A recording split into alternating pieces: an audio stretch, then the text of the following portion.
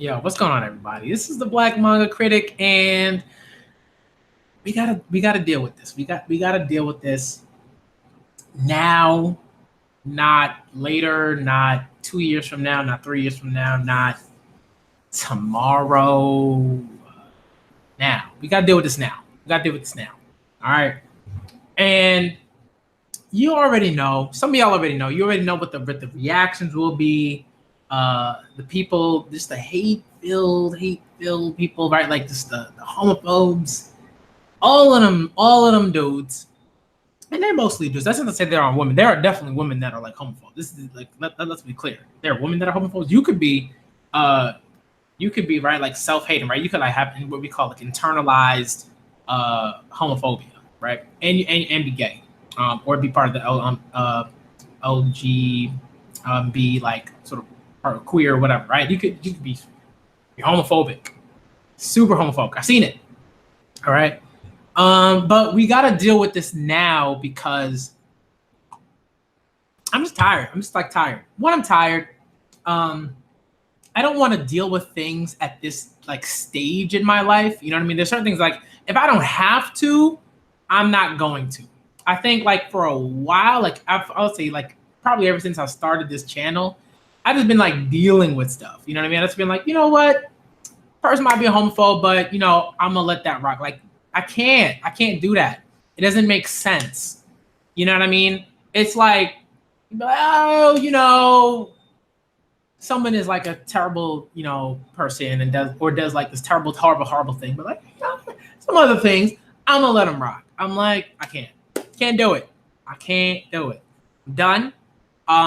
I am 29 years old. I'm gonna be 30 in September, y'all. I'm gonna be 30 in September. All right. I don't have time. I don't have no time to deal with like children. I got no time to deal with children. I got no time to deal with like immature nonsense. You know, like when it comes to this stuff. All right. I don't. I don't care. I don't care. You know what I mean? Like if I'm going to move forward in the way that I want to move forward, I got to stop. I can't deal with it. I can't like no more. So if you know you're homophobic, you know you're transphobic, if you know you're all these just awful things, like just like certain things, right? But particularly with this stream, like this is mainly about like being homophobic, right? Homophobia. Maybe I'll touch a bit on transphobia because I think that's something that like people just just are so brazen about, like that latter, like it's like ugh. But we're gonna focus on homophobia because like that is like particularly related to me because I'm bisexual. Yeah, if y'all don't already know that I'm bisexual, like I don't know where you've been. I really don't. I don't know where you've been. But you know now. All right, you know now because it's on the title. You know now because I just said it.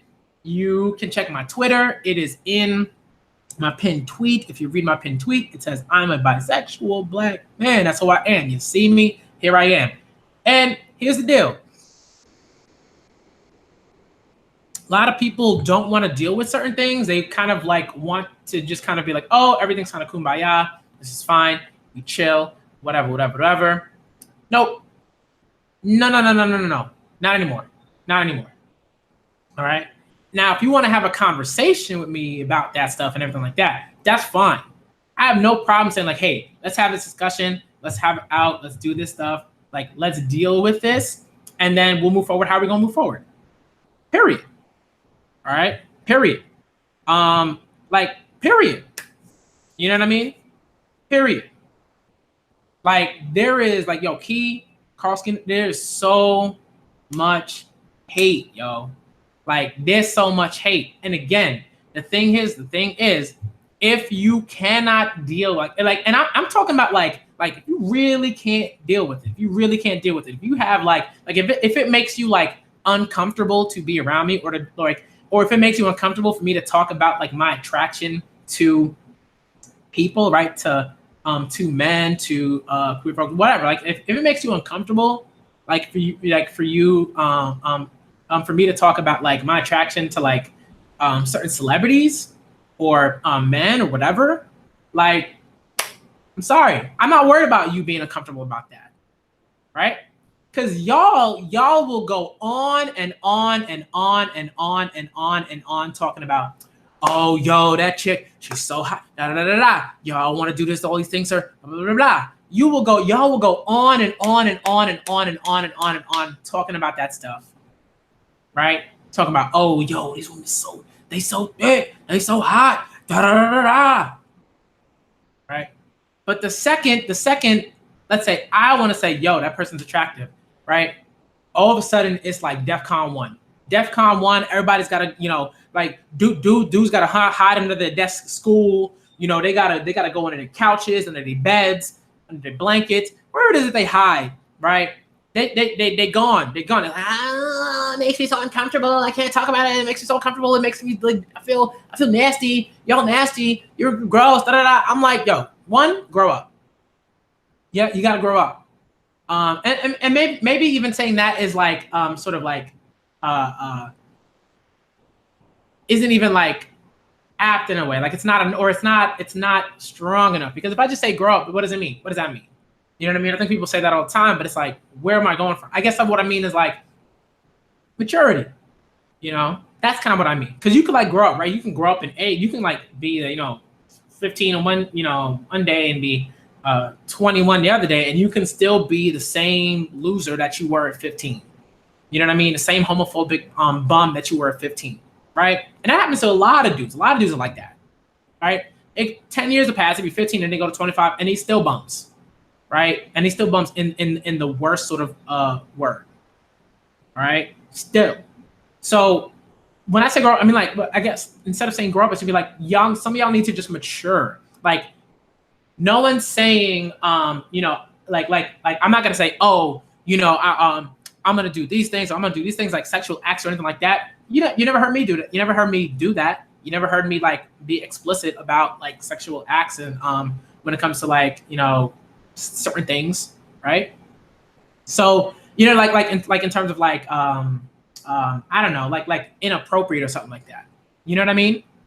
So so that's not the issue, right? I think that like what happens is like I might say a word like semen, and then people are like, oh my goodness, he said semen, he said the scientific term for a word, he said sperm, oh my goodness, you know what I mean? I'm like, yo.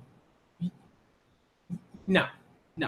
You know who does that? Like kids that are like having like their first like sex education class. You know what I mean? Kids who just have not talked about those things at all, or aren't very aware of those things at all. Once you get to a place where you're like, yo, I know how the human body works. I understand these things. I understand what this is. You know what I mean? Like I understand like sperm and ejaculate and all these things. Like, yo, notice how it's easy for me to talk about these things. One, because like I'm a mature adult. I talk about these things with other adults. This is not stuff that is cause for concern. These are things that you should know about. You know what I mean? It's just like, look. You gotta mature a bit. This, and I'm sorry, right? You gotta mature a bit. Like this is like something like, or I need to know what it is that's making you so uncomfortable, right? What's making you so uncomfortable, right? Because like there are definitely conversations that you can't have with certain people. Maybe they're like they've dealt with sexual abuse or harassment or whatever or something like that, right? And and that's like a trigger word for them or something like that. So there's a way in which they can't have those conversations because of the trauma and their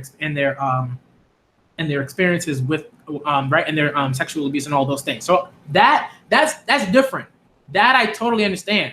Those are things that people talk about those things all the time too, and we're aware of that stuff. So I don't just go start talking about that stuff with random people unless like I've had like a certain rapport with them. I've talked with them for a bit. You know what I mean? Like you are cautious and you're careful about certain things. At the same time, I was like, yo, if we're having a conversation about, let's say like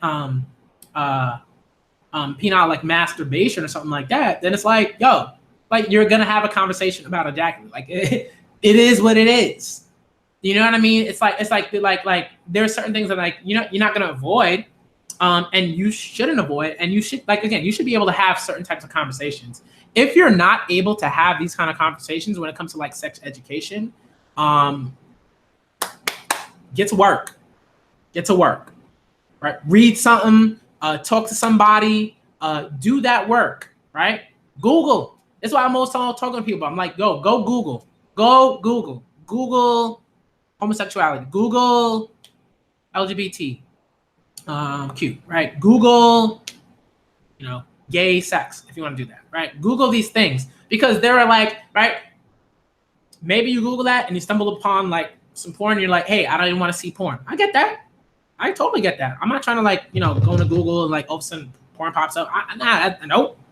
Okay. Nope. So, but what's more likely to pop up because Google in the search engine has like, limiters and stuff like that says like, hey, like I'm not going to show this person like porn. You know what I mean? So usually what'll pop up is like articles about like gay sex and, myths about gay sex and stuff like that. Like these are the conversations that I feel like I should be able to have with people. I should be able to discuss these things because people, from what I see, they're able to discuss sex all the time. Some people aren't. And I'm not sure what that's about, but there have to be conversations about that. Like I need to know what it is that's making you uncomfortable. Because from what I'm seeing, a lot of y'all are totally comfortable with heterosexual sex, right? Right. Like you are totally fine with that. No issue whatsoever. You cool. You talk about, I'm trying to smash, blah, blah, blah. You chill. You fine. You fine. You fine. You know what I mean? You fine. All right. You come on. Come on. Figure it out. Figure it out. You got come on, y'all. Come on, y'all. This ain't hard. This ain't hard. All right. So for me, it's like again, I am hiring him on Twitter. On Twitter. That's not changing. I think what will sort of change is like I'm not engaging in like certain types of conversations if I feel like it's not going to go anywhere, or if I'm like going to get into like this, just like whirlpool of like of Twitter or whatever. You know what I mean? Quicksand or whatever. I know. I can see when those sort of like arguments are going to happen. You know what I mean? And I just generally try to avoid them. At this point, I try to avoid them. Like if there's like someone who's like, hey, dropping like, homophobic slurs or something like that. And I have trolls. I have trolls. Like they will come out of nowhere, right? Whatever, out of like they'll take the time out of their schedule, time out of their day to drop F-bombs, to drop homophobic slurs towards like people that follow me, and people that I know, like people that I know on Twitter, you know what I mean? So, and the people that I follow, you know what I mean? It's just like I don't engage in that stuff, like, but I will talk to like, let's say the person that's being attacked, and I'm like, you just like, hey, what's up? I just have a conversation with them or whatever, just to let them know like, hey, I'm there, I support you, and this troll's not gonna like get that like satisfaction. You know what I mean? So like there's certain things where it's like, if it gets to a certain place where they're like attacking someone else, then like I'm gonna approach it in a certain way. But at the same time, like if I'm in a mood and I'm like, like this troll getting like, get out of here. You know what I mean? And that's what's gonna happen, and that's okay. And I'm gonna avoid like speaking in such a way that like my like account gets banned or something like that. I know what to do. I know how to avoid that. You know what I mean? So it is what it is, and that's why like you see all these trolls, like they know that what they're doing is wrong, right? Because like their accounts usually get like they lose their accounts, then they have to go start a new account, right? And then you can tell they started a new account because like they'll have like 0 followers and like they're following like 2 people or something like that. You know what I mean? And it's just like, nah, you just made this account, and the date's there and it just says just made in like, whatever date. I'm like, get out of here. You know what I mean? So I know how to deal with those people. But I think like there's like when you're like subtly like annoying and you're subtly homophobic and like you're, I'm not even sure if you're really supporting me or not. You know what I mean? Like that's when I'm like, I got to deal with that stuff. Like I got to have like conversations about those things, because I think, again, there are people who are like, yo, this is fine. Like you are who you are. This is dope.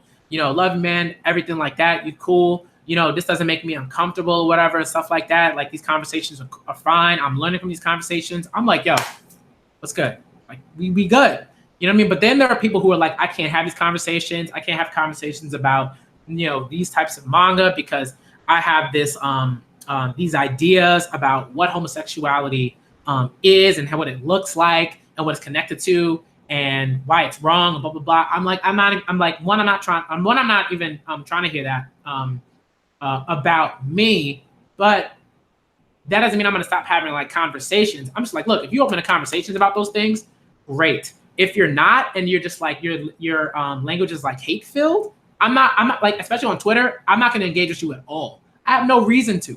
I've been doing it. I've done that like for quite some time. You know what I mean? And yeah, like no, like I've watched friends of mine like go through like the nonsense. I've watched just like friends of friends go through the nonsense. I've watched friends of like my family members go through like the nonsense. You know what I mean? I'm like, nah, I'm good. And I think like, again, for me, like one of the biggest reasons that I'm sort of doing this is like, not only for myself, like I got to be honest with myself. I got to be able to say certain things. I got to be able to be real with people. If I'm not able to be real with people, then like, what am I doing? So I got to be able to do that. And I got to be able to do that through conversation. Like I got to be able to have a conversation with you about certain things. And, it is what it is. Like sometimes those conversations may be really, really like, I think fruitful, and I might, be able to explain certain things and like get people to sort of understand, how they're sort of like thinking is a problem. You know what I mean? It's not to say like, and why like, your sort of discomfort is an issue. You know what I mean? Like people will be like, why can't I be uncomfortable about things? Because like, it's not just that you're uncomfortable. It's like what you're uncomfortable about and how that informs your opinions about the thing that you're uncomfortable about. You know what I mean? Like there's more to it. People like really like to just kind of stop in one place and they're like, why can't I just feel the way I feel? I'm like, yo, that like anybody could say that and then never talk about anything. You know what I mean? You could just be like, man, I don't care about nothing. And then you never have to talk about a damn thing. You never have to grow. You never have to mature as a person. You can just move. You can basically just move through life saying things or at the very least like thinking things that are completely wrong and harmful. And like and that's what's gonna happen. But for me, it's like no. Right? Nuance is important. Having those conversations is important. Seeing how people are thinking about these things is important. So it's never just like, oh, you know what? I'm cutting this person off. Especially if I've like, grown, to like you as a person and stuff like that in certain ways, then I'm not gonna be like, yo, you gone.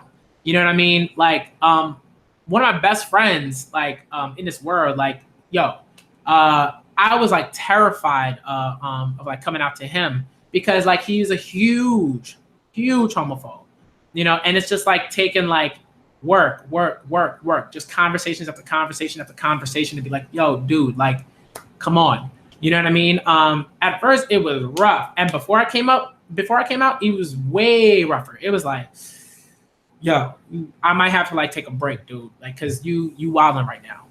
So it's just like, nah, I gotta be able to have the conversations that I want to have. I need to be able to just feel like comfortable. You know what I mean? I need to be able to feel comfortable, like knowing that I can have conversations with people about things and that's fine. You know what I mean? Like, if there's like certain jokes and stuff like that I feel like aren't like cool, then I'll try to be vocal about it. I'll try to be like, maybe I'll send you a message and be like, yo, like, I'm not feeling that. You know what I mean? And I'll let you know. You know what I mean? I'll let you know. I'll be like, yo, I'm not feeling that. So like for me, there's some people I already know, like they not changing. They're so hate filled that it's like, I don't know what to do with people. I'm not sure how to approach that. You know what I mean? It's like, and I'll try. Y'all know that I'll try because like I tried with pain. I actually tried, even though a lot of y'all were like, what's the point of that conversation?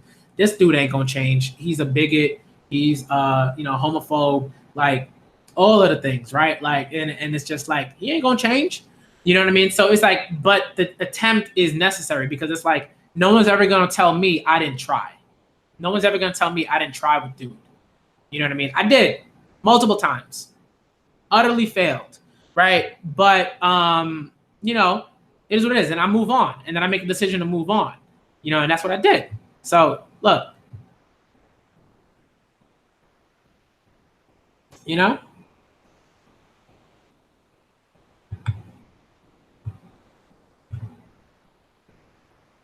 let me see. I'm looking through. I don't even like, okay, so let me look through some of these things and I'll answer some of these things. What is your biggest obstacle that you come across when trying to have an open civil discussion? Oh man, yo, Chris Koch. Okay. So some of y'all already know, right? I just kind of like mentioned pain. Like this is the kind of thing. One thing that happens is I will go into like, you know, I will be on let's see, other people's like channels or something like that, or I'll be on Twitter or whatever. And like, I will say like, hey, like, you know, I'll like suggest like a type of manga that like I think is like really useful for like showing people that like that's for showing people like, hey, like this could be like a good like narrative when it comes to like, you know, boys love or girls love and stuff like that. When I say boys love or girls love, like, you know, the age range is usually like teenagers to adults, you know, like teenagers and up, you know what I mean? And those teenagers are going through like, you know, like, and they have romantic, like, let's say one boy, let's say a 16-year-old boy might have feelings for another 16-year-old boy. And I'm like, and then what initially always happens, I'm not always, but right, because that's not right. But usually what happens when I talk to certain people is they'll be like, oh, I feel like you're trying to trap me. You know, I don't know. I don't really mess with that. I don't really mess with that kind of story. I don't really mess with like boys love. I don't think like this is not for me. I already know this is not for me. Knowing full well that they had never read any of those stories, that they don't really know much about the genre. But yet they already have made the decision for themselves to like avoid those stories at all costs. And for me, it's just like, yo, to have a conversation about it. And I want to say like, what is it that makes you so uncomfortable? What is it that makes you like, what is it that's such a problem? Why is it that you won't even try to read a chapter? What is it about this that like makes you so, you know, and that's kind of stuff. People won't even read a chapter, but they will go on and on about like, yo, if you're not reading this stuff, you trash or you whack or you corny, da-da-da. You know, if you don't like One Piece, you know, da-da-da, whatever. Like, I don't know. If you don't like Naruto, if you don't like these like, you know, stories or whatever, you know, I don't know. You know, but you don't see me going around being like, if you don't like boys love stories for like the content or something like that. It's more like if you're not trying to read it, it's like, I need to know why, and I need to have a discussion about it. Those people won't even have a discussion. They'll just be like, yo, if you don't like One Piece, like you trash. Then that's it. And they'll stop there. And for me, it's like, yo, I need to know what it is. Like, I need to know why you're not reading this stuff. What is it that makes you uncomfortable? I'm trying to have a conversation and a discussion, right? Discourse is important to me. So I need to go further. I need to, at the very least, get you to like try something new, try something different, something that you thought you might not like, but you might actually be like, yo, this is actually pretty dope. This is actually really interesting. It made me see things a bit differently. You know what I mean? Like that's important. Like that's crucial when you're reading, especially fiction. When you're reading fiction, like if you're reading the same fiction, you know, like it's gonna be the same fiction. It's gonna be like same type of like stuff. And that's not to say you won't learn anything from those things, but like you'll always be like limited in a way. I think. You know, so like usually that's what happens. Like it'll happen in like discussions, and the discussions will always like, you know, there'll be tons of homophobic jokes, and it'll just be me. It'll be me just being like, you know, it'll be me versus like 7 other people or 6 other people or 8 other people or something like that. And it's like, what am I gonna do? You know what I mean? Like when I'm like constantly fighting against like, that's what it always feels like. And sometimes like that's what it actually is. When I'm like fighting against like a bunch of people who were just like, yo, you're like, what you're doing is like wrong. I don't believe in it, You know, I don't think it's like good or whatever. And like the conversation sometimes it just won't go anywhere. That's not to say that there aren't people that like, you know, I think have like grown and like become more empathetic in a sense. Like I think that's the case too. But I think too often what happens is like, I'm always dealing with like, you know, I didn't even know about the memes. You know, and I think with the memes, like I haven't seen them at all, and that's probably a good thing. But I think the fact that these memes are like sort of floating around that tells you something. Like I don't make memes. I don't make memes of people. I don't go around, you know, being like, oh, here's this joke about like this person or something like that. And like what I will do is if I discuss a particular individual, I will let you know how I feel about like a particular individual. If I'm like, yo, like y'all know how I feel about Neverworld, you know how I feel about like certain YouTubers and stuff like that. You already know because I've said it, right? So it's just like there's a lot of stuff. Like 2018, man. The year doesn't at this point the year doesn't matter because like I think this is something that like you're kind of always going to see. You're always going to have like individuals that are just awful. And when it comes to like homophobia, and it's just like that kind of is what it is. But at the same time, that doesn't mean that you stop fighting to be viewed as equal as someone that like not only that matters, like that matters, but like someone who deserves like certain rights and things of that nature. You know what I mean? And that's the sort of stuff and deserves to feel like safe. That's the sort of stuff that I think like that's important. You always got to keep fighting for that. You should always fight for your safety. You should always want to be safe wherever it is that you are. You should always want to feel like you can walk into a particular space and be like, all right, I'm good. I'm gonna walk out of here and I'm gonna be all right. I'm not gonna get hurt. Nobody's gonna try to shoot me. Nobody's gonna try to beat me down, beat me to death. Nobody's gonna try to kill me. Nothing like that. Nobody's gonna try to, spit on me or drop like, homophobic slurs like every other, few minutes or something like that. You should just be able to feel like, yo, I'm good, and have a conversation and grow and be happy and and all these things. But too often when it comes to this community, that's not the case. And again, I have no idea who's making these memes, but it's like, if you're making memes and if you're making memes, like that's like extremely corny. You got to grow up. Not right. And let me specify when you're making memes like about me and like the fact that like I'm a social justice warrior. I'm like, grow up. Like when I say grow up, I mean you got to mature. You got to like what I don't know what you're doing, but that maturity's got to happen a bit more quickly. You know what I mean? To have conversations with people, figure out why what you're doing is like ridiculous and like quite frankly like stupid and harmful. You know what I mean? I haven't seen these memes. I think, and the whole time I've been on Twitter, I've probably seen like one meme that was made off of me or something like that. But it is what it is. What I would definitely like to know is like if people have been making memes of me, one, let me know who's been making the memes of me. Like, let me know. Because once I know, then I can just cut those people off. I can just be like, nah, I'm good. We good. And if you want to have a conversation about why the fact that you're making like stupid memes, is an issue, then great. If you don't want to have that conversation, you want to keep making memes, we don't need to have a conversation at all. We're good. I don't need you in my life. I don't. I'm good. My life outside of sort of like the YouTube community, and there are parts like in terms of Twitter, like there are parts of my life on Twitter, like and people that I've met that I like adore, and they're awesome people.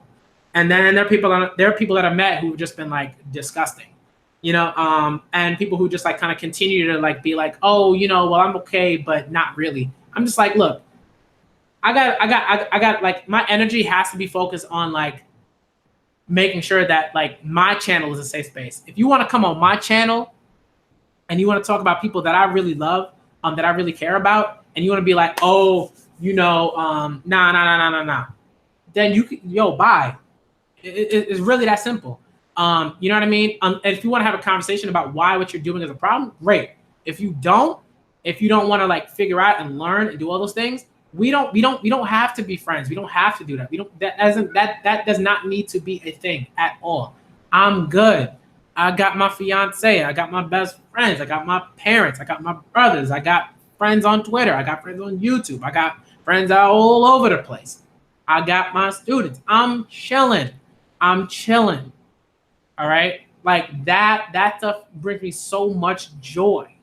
Okay. And in a lot of ways, like, and also just like internally, you know what I mean? Like internally, like I've so grown so much as a person, you know what I mean? Throughout these like really like 30 years. Cause I'm gonna be 30 on in September. All right. In September. All right.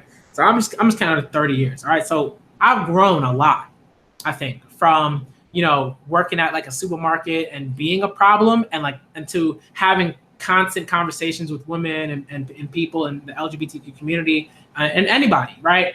In terms of like learning about who I am as a person, how I feel about myself, where my sort of strength comes from, where my resilience comes from, all those things, right? Tenacity, all that stuff, my intelligence. And I'm just continuing to grow. All right. I don't have time to I don't have time to waste. I don't have energy to waste, like on people that are just quite frankly, like extremely bigoted, have no desire to change. I don't care. If you don't want to change, bye. That's fine. Don't change. We good. See ya. All right. That's how I have to deal with those people. All right. If you're willing to have those conversations and grow and learn and all those things. And that's the same thing for me too, right? And it's like I'm trying to be better about, making sure that like I talk about, things that like men deal with too. So like the stuff with like Asia Argento, you know what I mean, who's a part of the Me Too movement, who was like one of the spokespeople for the Me Too movement. Like I was like tweeting about that all day, every day for a minute. And I was just like, yo, like you can't, like you got to realize that like, yo, sexual abuse is not just, right. You have to understand like sexual abuse is like is a people problem. Like it's not just like, right, women that deal with sexual abuse, like, right. Although we focus on that definitely, as we should, but at the same time, like you got to make sure like, yo, like dudes deal with sexual abuse too. All right. This is a huge, huge issue. And that's something that like we got to talk about, so, and I talk about, and when I talk about toxic masculinity, I'm always talking about like ways in which like men are, made to feel like they can't express themselves in certain ways and be honest about certain things and have conversations with people, with men and women, and non-binary folks and genderqueer folks and all that, right? About how they're feeling, and what they're going through. So like whenever I talk about toxic masculinity, usually what's at the core of that is making it clear that like, yo, we got to make sure that guys need to feel like they are able to express themselves in certain ways, right? In positive ways, in ways that allow them to be more emotional and more empathetic and all those things. All right. And, you know what I mean? So this stuff that I'm always sort of like making sure is like that I'm trying to be more productive about. And in the future, hopefully y'all see that. And hopefully y'all see that, like, it's not that I don't care about men. Of course I care about men. I'm a guy. Like, why wouldn't I care about myself? Like, at least for me. Because at this point I do. At this point I love myself. You know what I mean? So it's like, yo, I gotta care about dudes too. Because like I gotta like if I'm thinking about it in my in terms of my own ability to express myself, my own ability to be empathetic and emotional and to be able to cry about things and be able to like feel things openly, right? Like I'm worried about other dudes too. I need other dudes to be able to do that too. So toxic masculinity is something that doesn't allow men to do that stuff, right? You might be with your dudes, and they'd be like, "Oh, yo, what you crying about, man?" As opposed to like honestly being like, "Yo, like what's going on, man? Like, yo, like you're crying, like something's clearly wrong. Let's talk about it, right?" As opposed to right in that sense, as opposed to, "Yo, man, that guy's soft, man. He's soft. That dude's soft. Like, man, get out of here with that stuff. Like, you know what I mean? Like that's like toxic masculinity." And people have this idea that like toxic masculinity is something that like is separate from that, which is just not true at all. It's kind of ridiculous. And that's why I'm saying like, yo, go read something. Go read something if you don't know about something. Go Google. Google is your friend. All right, having conversations with certain people, that's good. All right. Let me just look at the rest. So like the memes, I'm just like I don't see them. But again, like if you are memeing me and like because like I'm trying to like support people that I care about and that I love and that like I think deserve that support and should be championed in certain ways, right? Then bye. All right. And if that's what the memes are doing, then bye. You don't like, and if you're not willing to have a conversation and to like realize like, hey, what you're doing is wrong and it's a problem and it's not nice. See ya. I don't really care. So nah. Let me see. Says out left field. Any ongoing romance manga that has two strong individual characters who can exist without each other, fun, love, develop feelings? I think there are some that I think are really, really good. I feel like some people have mentioned like I would say Nana is very, very good. Because what it does is sort of follows two women, both of whom are named Nana. It's not finished. Like the author actually fell pretty ill, became pretty ill and stopped writing and drawing and everything like that. But Nana is phenomenal. Most like Josei's sort of titles are very good about that. A Silent Voice is also very good. Tepu is one that I've heard of that people really like. I don't read it because it's like scans, but I've heard that it's really dope, and hopefully it gets published legally. Tokyo Tarareba Girl is very good. Princess Jellyfish is very good. Those are stories where like you just kind of follow these individuals and they deal with love and romance, but it's not just the romance. It's like they're doing other things and they have jobs and they have careers and like they're worried about all these different things. Like it doesn't sort of focus on that. I think when it comes to some shoujo, right? When you get that sort of like typical kind of shoujo, like that can be like annoying because what happens is like, you know, it's all about like the love and the romance in a not so good way, in a toxic way. And right, so very clear. So to make this clear, like not all shoujo is great. Not all josei is great. Not all shonen is great. Not all seinen is great. Not all manga is great. All right. So, but there's some really good ones. And there was a tweet that I put out where I was just like, hey, like, you know, suggest titles and things of that nature. And I think those are places that you can look. Trying to think of other titles that are really good. Pink is a phenomenal title. Other ones that I've suggested. I Hear the Sunspot is very, very good. You know what I mean? There are titles that are dope. You can check out my manga suggestion streams. Like I have a bunch of them on there. You can check them out. If I would say definitely check out Tokyo Tarareba Girls. I love that manga. I've only read up to volume. There are only 2 volumes out at the moment, but they're dope. And if you want to check out something else, check out Princess Jellyfish. I love Princess Jellyfish to death. It is a dope manga. Definitely check that out. You know.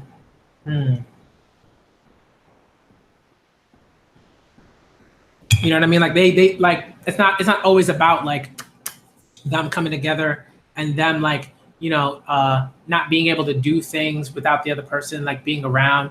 You know what I mean? Like there's some dope stuff. I think like Solanin is also kind of something where that's sort of at the core of what's going on within the manga, and you kind of learn that like there is a way in which like when you sort of focus too much on like, and you can focus too much, right? You can focus so much on like a relationship that like you sort of forget, you get tunnel vision and you forget about all the other stuff that you should be focused on. Inui Asano's Solanin does that very well. It kind of like deals with that kind of idea. So I would say definitely check that out. But there are a bunch of them out there. You know, check out those streams. I think those streams would be really dope. Solanin, I don't think I have on the stream, or maybe I do. I think I do on one of the streams, probably part 2 and not part 1. But I believe, I believe I did share it at some point. You know what I mean? So Solanin is dope. Check that out. Trying to look at it like my shelf season. Is there's anything else that might sort of do that in a way? Yeah, I think I'm good for that right now. I think that's what I got. I mean, there are way more, but that's what I got. All right, let me see what else we got. Let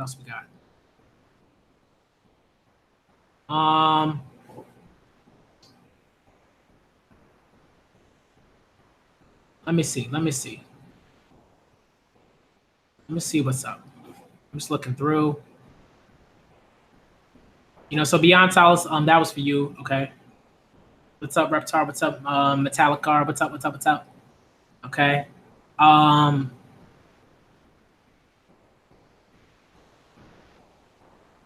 You know what I mean? It's like, yo, and it's like, that's the thing, right? It's like, that's the thing Beyond Solace. It's like, you have to be able, and that's like a sign of like maturity. That's a sign of like someone who's like, yo, like you were able to be like, okay, this happened. I stopped reading. Sorry, my cat's dealing with something. Buddy, you gotta relax. Poor boo-boo. All right, but like, right, you did like some self-reflection, and that's huge. Too many people don't want to self-reflect. Instead, what they want to do is they want to be like, oh, I already know what I need to know, and that's it. And for me, I'm always reading. I'm always having conversations with people. I'm always trying to figure out how I can be better. You know what I mean? How I can be more aware of things and more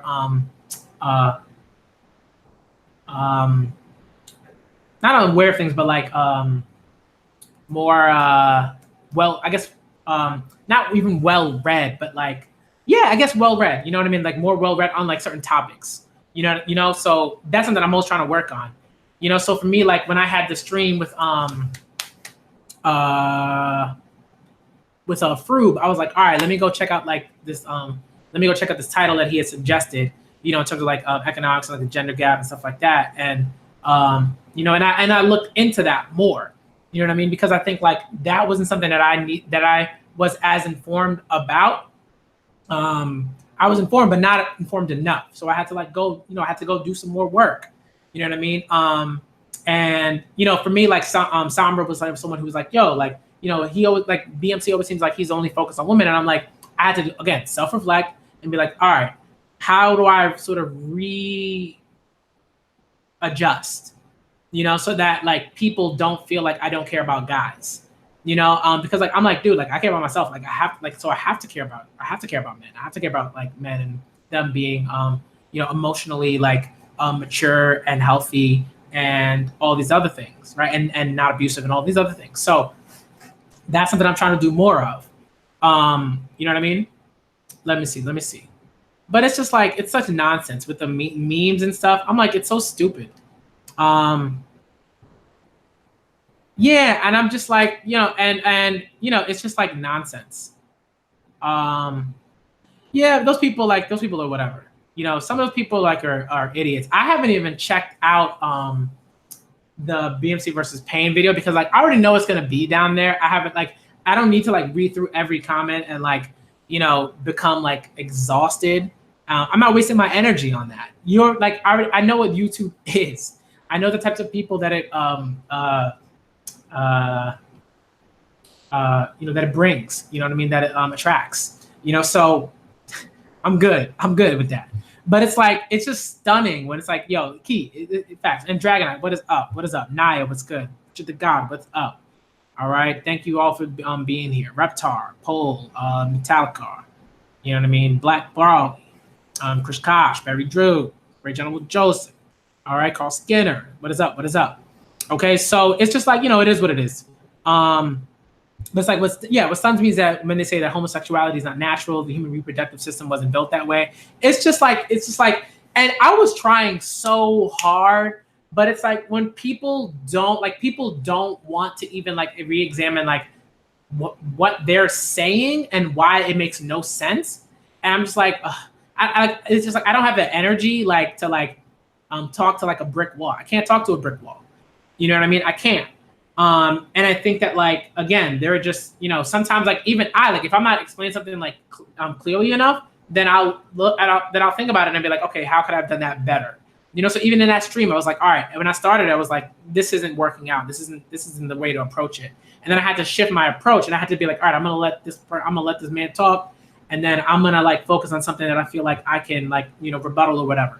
So, and I think it got better at that point because like what happened is I kind of let Payne talk and then he just kind of, not only was he just kind of contradicting himself, but he was just saying things that just made no sense. Like it was just like he wasn't listening to what I was saying at all. And I don't think he got what I was saying. I don't think he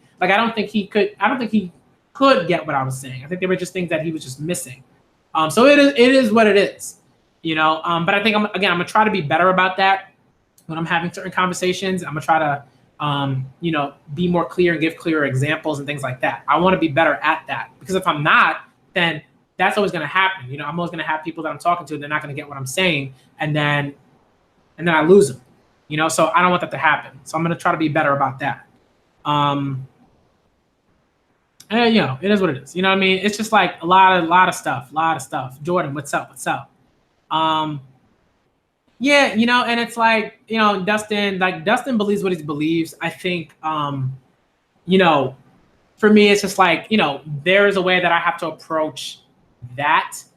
There are ways that I have to approach that. I gotta figure it out because I think like in some ways, like Dustin's very similar to one of my like best friends, like in some ways. So, it's not that like, I think like all hope is lost, but I think that like, there are ways that like I have to keep trying, especially when it's like people that I'm like, yo, like this person's cool. I think they're generally cool and like things like that. And I think that they might be willing to like re-examine themselves in certain ways, So that is what it is. And I think I'm gonna keep trying in that sense. But there's some people who are just like it's it's like hate in a very particular way. And I'm just like, nah. Where's poll? What was the comment?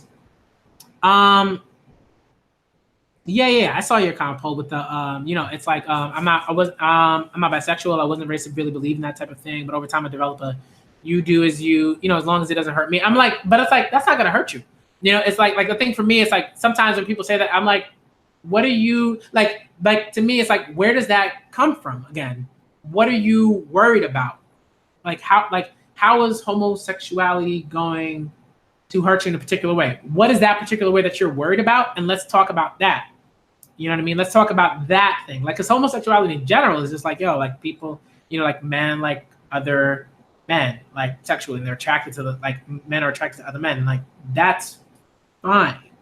You know what I mean?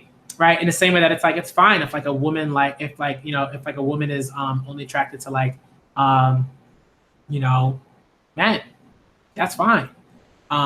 I'm not going around saying like, oh, you're only attracted to men, like you trash. Like that's not to say that there are definitely people that do that and they're garbage. Those jokes I don't think like are really called for. I don't understand what the point of those jokes are. And there are definitely people within like the LGBTQ community who make those jokes, and I'm like, that's trash.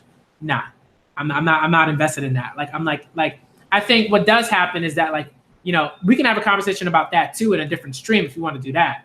And I think that would be cool. But like, I always need to know, where does that stem from? Where does that like, oh, don't hurt me? Where does that stem from? Who are you worried about hurting you? So I'm always trying to make sure that like I have those types of conversations, and that I, sort of keep an open sort of dialogue. You know what I mean? That's the thing for me. Let me see.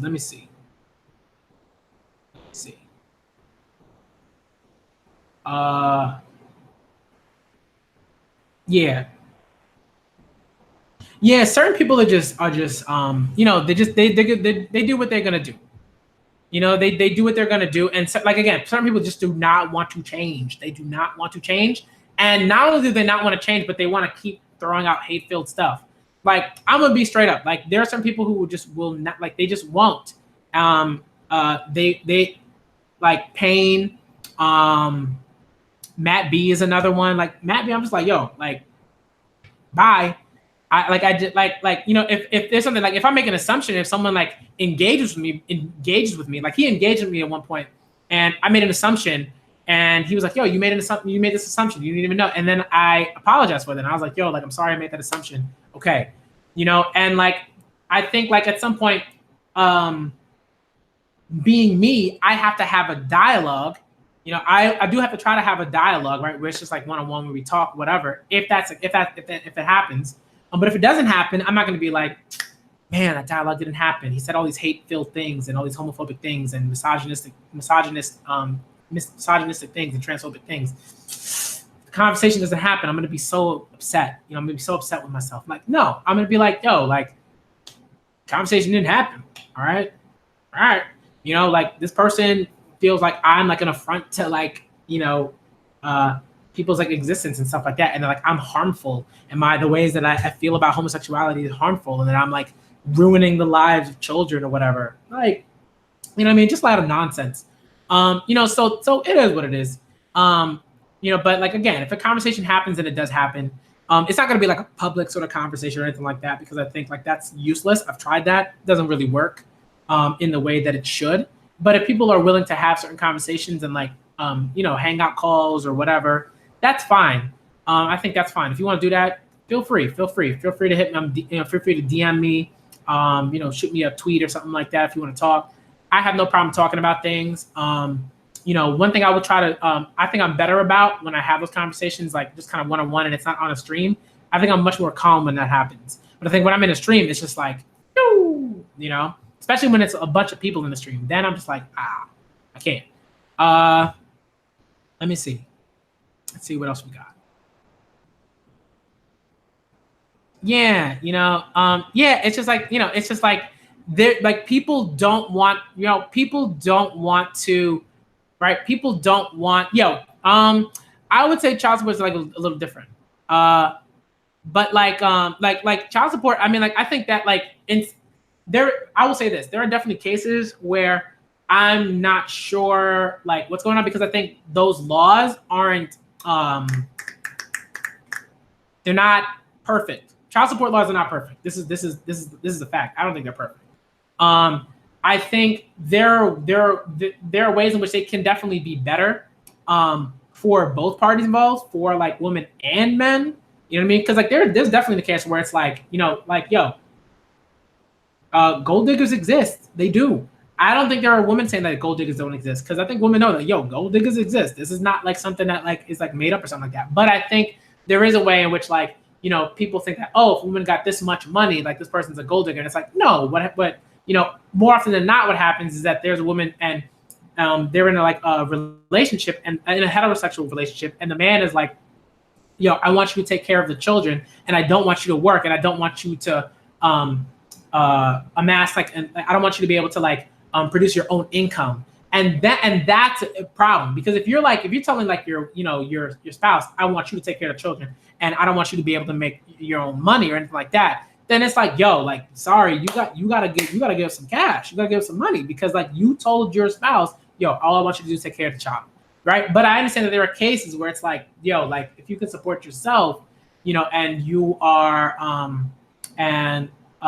you make like a certain amount of money, then like, there are ways in which I think that can be rectified, where it's not like you're getting like an exorbitant amount of money.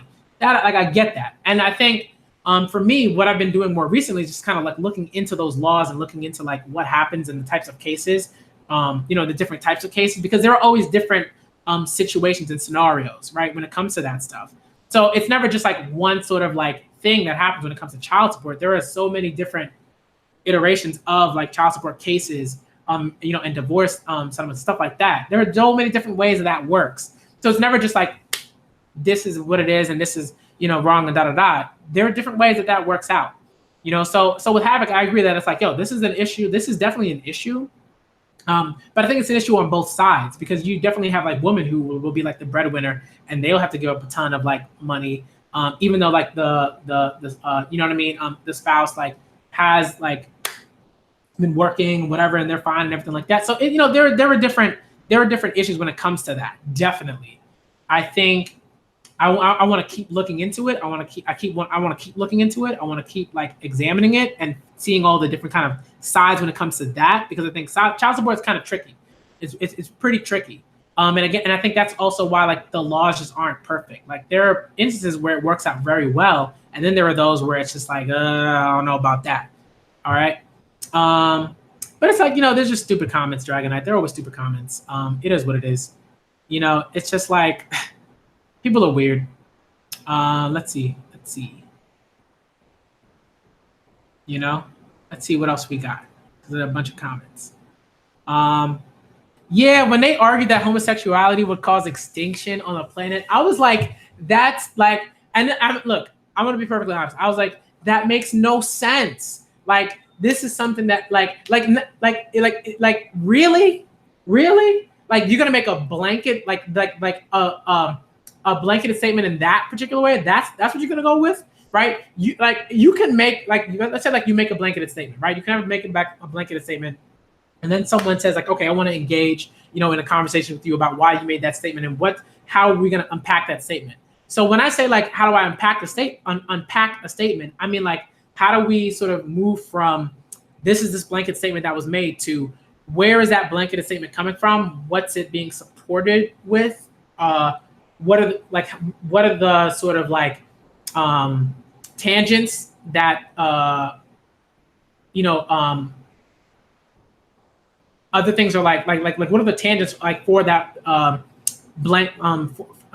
are coming from that blanketed statement, right? Like that's the kind of stuff that I'm talking about when I talk about unpack. It's kind of like if you're talking about feminism, then but it's like, but what do you mean? Like it's like if someone's saying like feminism is bad, it's like, okay, what do you mean? Like, what do you mean when you say feminism? Do you mean, like, do you mean second wave feminism? Do you mean third wave feminism? And when you mean those waves of feminism, do you mean white feminism? Do you mean feminism that is, that has been like constructed and supported and pushed by white women? Do you mean white feminism? Do you mean intersectional feminism? where we're talking about a feminism that is inclusive, of women of color and men and people. That's the kind of stuff that we're talking about. That's what I mean. So like when I say unpack, I mean let's dig deeper. Let's not even close read, because when you're close reading, you're like reading things and you're like looking at something that's been written. But I'm talking about like kind of like, again, having a dialogue with someone, figuring out what it is they actually mean when they say a particular thing, and then figuring out how to move forward from those statements. So yeah. So when someone was like saying like homosexuality would cause extinction, I like in that stream, I was like, yo, I need you to like logically explain how that's going to happen. And then Payne like just went on this like incredibly like ridiculous and sort of impressive, just like a soliloquy. It was like, I was like, bruh, like I was like, and I let him talk, right? I let him talk. I let him say everything that they had to say, and then people were just like, yo, like what is he talking about?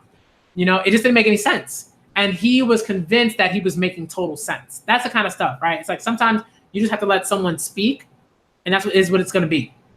You know what I mean? And then I tried to be like, yo, this makes no sense. This thing doesn't make any sense. And I think even like this was kind of like, okay, like Payne, you're not really making sense right now. You know what I mean? So it's just, it is what it is. Some people you just can't convince them. Payne was like convinced that he was using like, solid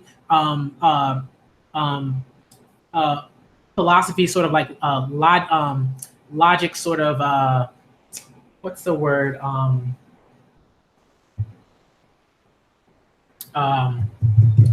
Argument, like arguments or whatever. And I was just like, I don't even know if you know, like I was like, Payne, like I don't know if you know what you're talking about. I don't know if you actually know what a straw man is or what a ad hominem is or whatever or anything like that. But usually what happens is whenever people sort of make those things that say, oh, this is a straw man, oh, this is ad hominem, like usually they're not even trying to get like to like the root of like an issue or trying to move forward in a sense. They're trying to be like, oh, well, you can't argue, so I'm not gonna listen. I'm like, ugh. Like that's why again, I don't really like debates. Debates kind of make me tired and don't necessarily do much, because if one side is like, I need to win, that like it's different. You know what I mean? Like it's very different. And that's not to say, and it's not to say that like you can't have debates, but I think you have to be very careful about how your debate is constructed and what you want to come out of that debate. If all you want is to be like, hey, I'm right and you're wrong, you want to prove a person that's right is wrong or something like that, that's not enough, because like you have to sort of move forward from that. It's not about like the one person versus the one person. It's like, how does this conversation, how is this conversation a microcosm for the millions of conversations that are going on like in this, in this country, in the state, you know what I mean? Like, and that's the kind of stuff that like you got to focus on. Yeah, so it's a lot.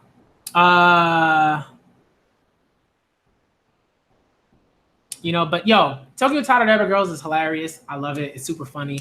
It's dope. Look, I'm not saying like you will like it, but my thing is just try. And if there's something like you're not feeling like, the humor, then okay, like, whatever, like you're not feeling like the humor, or if you're not feeling like the characters, maybe the characters aren't like strong enough for you, or they don't develop enough for you or something like that, then move on. Okay, that's fine. But I think you got to try. And I think with certain things, like if you're going to be critical of a text, you got to read that text. If you're going to be critical of volume 1, read all of volume 1. If you're going to be critical of, my lesbian experience with loneliness, read the whole thing. So it's just like stuff like that. And then we'll have a conversation about how you feel about the text and why you feel that way about it. And how do we move forward from, those feelings, and how do we unpack why you feel a certain way and why I feel a certain way. Yeah, I'm just like, people are just weird. Yo, what's going on, Ghost Prime? Yeah, right. Like how a bat's not extinct. Yo, you know what I mean? Yo, Solon. Oh, yo, Key, Solon. Woo, oh boy. I think Solon is different. It's different from Goodnight Poon Poon. It's different, but I think it's, for me, I enjoyed it more. I enjoyed Solon more than I enjoyed Goodnight Poon Poon. But I think Goodnight Poon Poon is good. I don't doubt that. But I think for me, I enjoyed Solon more. Man, that stream was ridiculous. Just a lot of ridiculous stuff. I had a close friend to me for 5 years in middle high school coming to me as gay.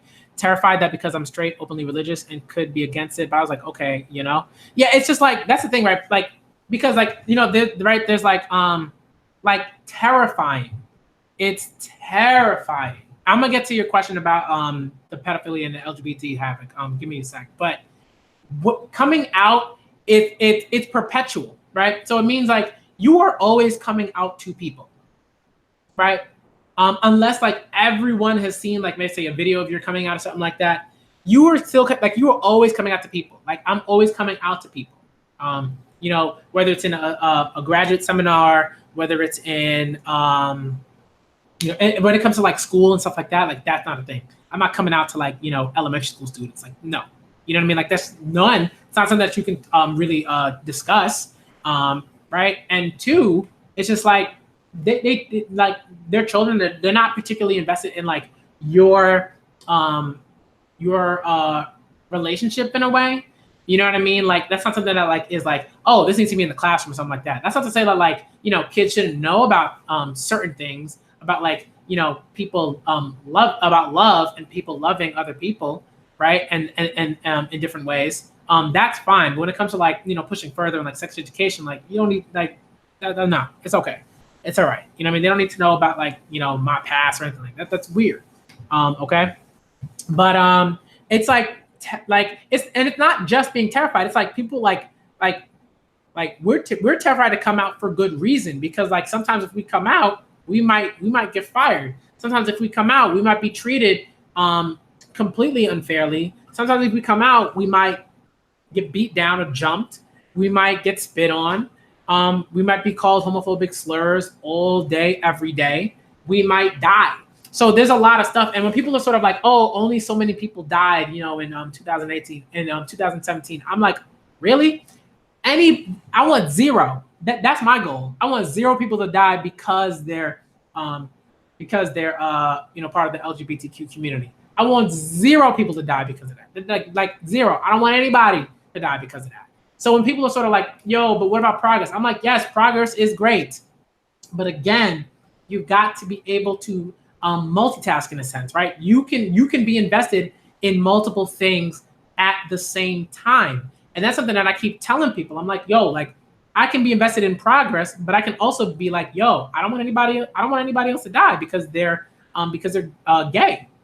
I don't want anybody else to die because they're lesbian. I don't want anybody else to die because they're a trans person. I don't want anybody else to die because they're queer or genderqueer or non-binary or whatever, pan, asexual, whatever. I don't want any of those people to die because of that. None. Right. So that's why I'm always sort of saying that. And people are just like, you going over the top. I'm like, I'm over the top about not wanting people to die. Like, what? Like, you got to re-examine like how you feel about death and people dying. How do you feel about that? Do you want people to die, or like, do you care that people die? Is this something that you don't care about? And if so, why don't you care about people dying and because of like hate crime? Why don't you care about that? That's the kind of stuff that like I always want to push further. I always want to have more of those conversations. Let me see. There's so like, what do you think of like pedophilia being inserted in the LGBT community? Like, to me, like pedophilia, no.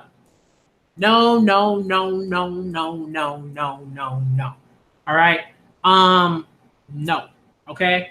And one, it's just very different, because when we talk about people within the LGBT community, the whole thing with that is like about one, an age difference, two, consent, and that's really, really key. And three, like it is like literally unhealthy for like a child at particular ages, like to have to have sexual relations with grown people or adults or people that are much older or whatever. Like, what is this? It's disgusting. Just like morally, it's like nasty.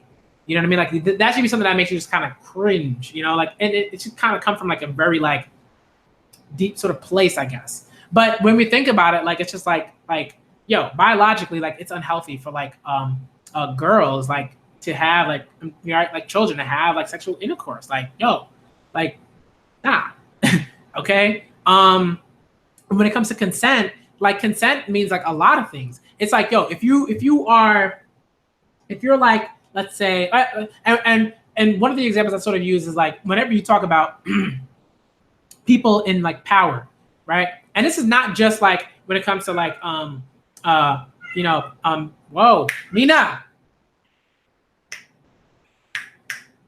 Right? When it comes to stuff like that, it's like pedophilia, period. I'm talking about men that sexually abuse boys. I'm talking about all of that stuff. All of that stuff. It's nasty. It's disgusting. It is unconscionable. It's just right? And I think what sometimes people do is they'll like be like, oh, the LGBTQ community is okay with pedophilia, and I was like, one, that's not true. Like that community is okay with it. I will say this: I'm pretty sure. Like, if there are people, heterosexual people that are okay with pedophilia, there are probably homosexual people that are okay with pedophilia. You know what I mean? Asexual people, queer folk, like trans people, like that are okay with it, and like that's disgusting. And those people are gross. Those people are disgusting. Like, what are you doing?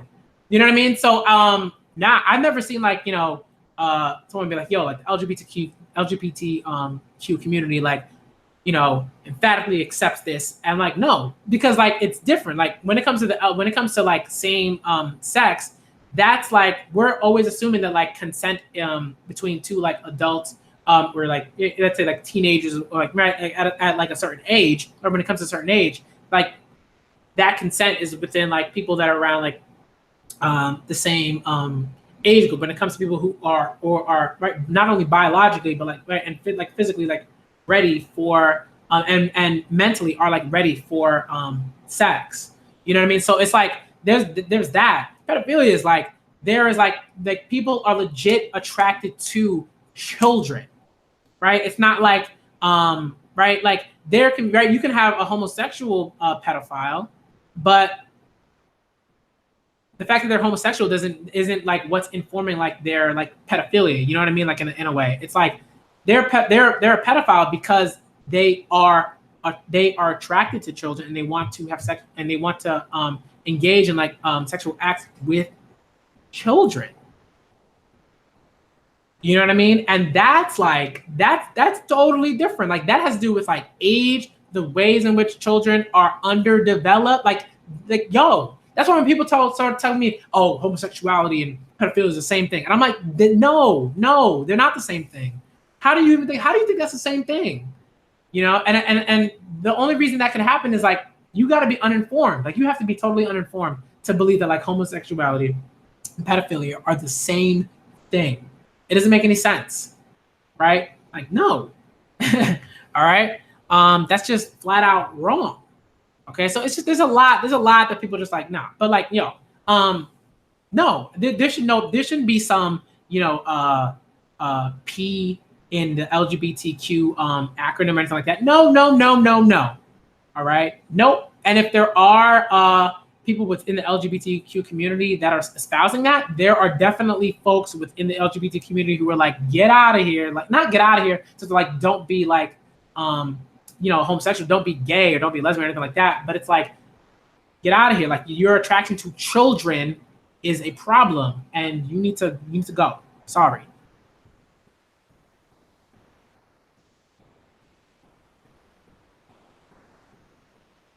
Right. And that's the thing, right? It's like,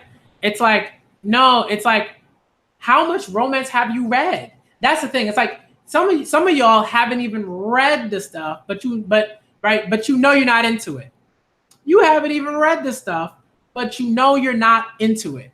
That's the thing that's like baffling to me. I'm like, for me, and the reason why I say this is because when I was like 19, I felt exactly the same way. I was like, I don't think I'm really into like romance like that. I knew I loved rom-coms.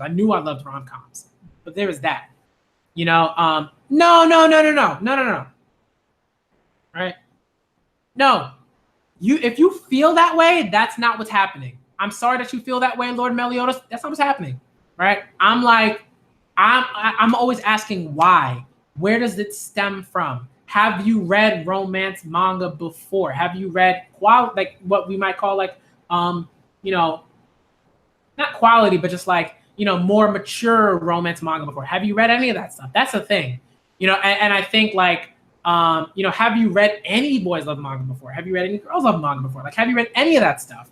And if you haven't, then it's like, how can you unequivocally say, you know what, I don't like this stuff. I haven't read it, but I don't like this stuff, right? And that's sort of the thing.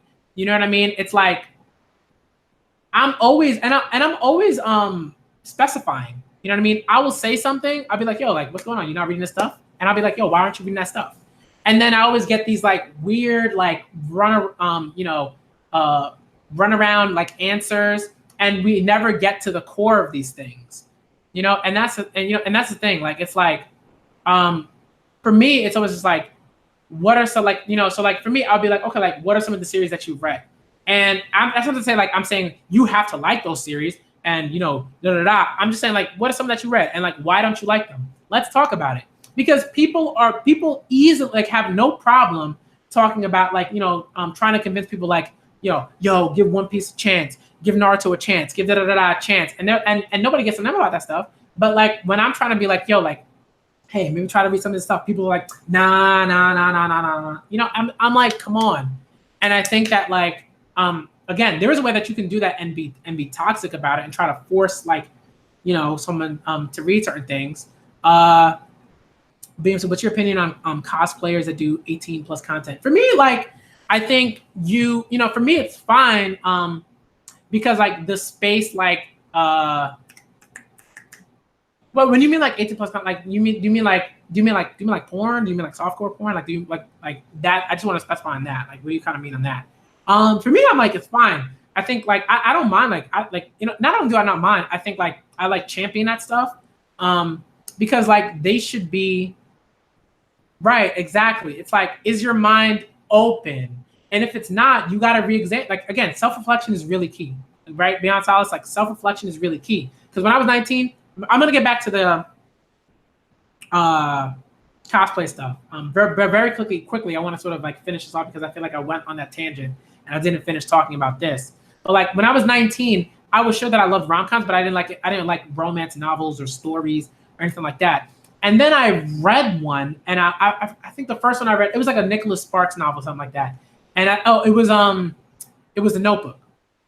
And I had seen the movie, and I had already really liked the movie. But then I read the book, and I was like, yo, this book is really good. And then I read the sequel to it, and I was like, yo, this is dope.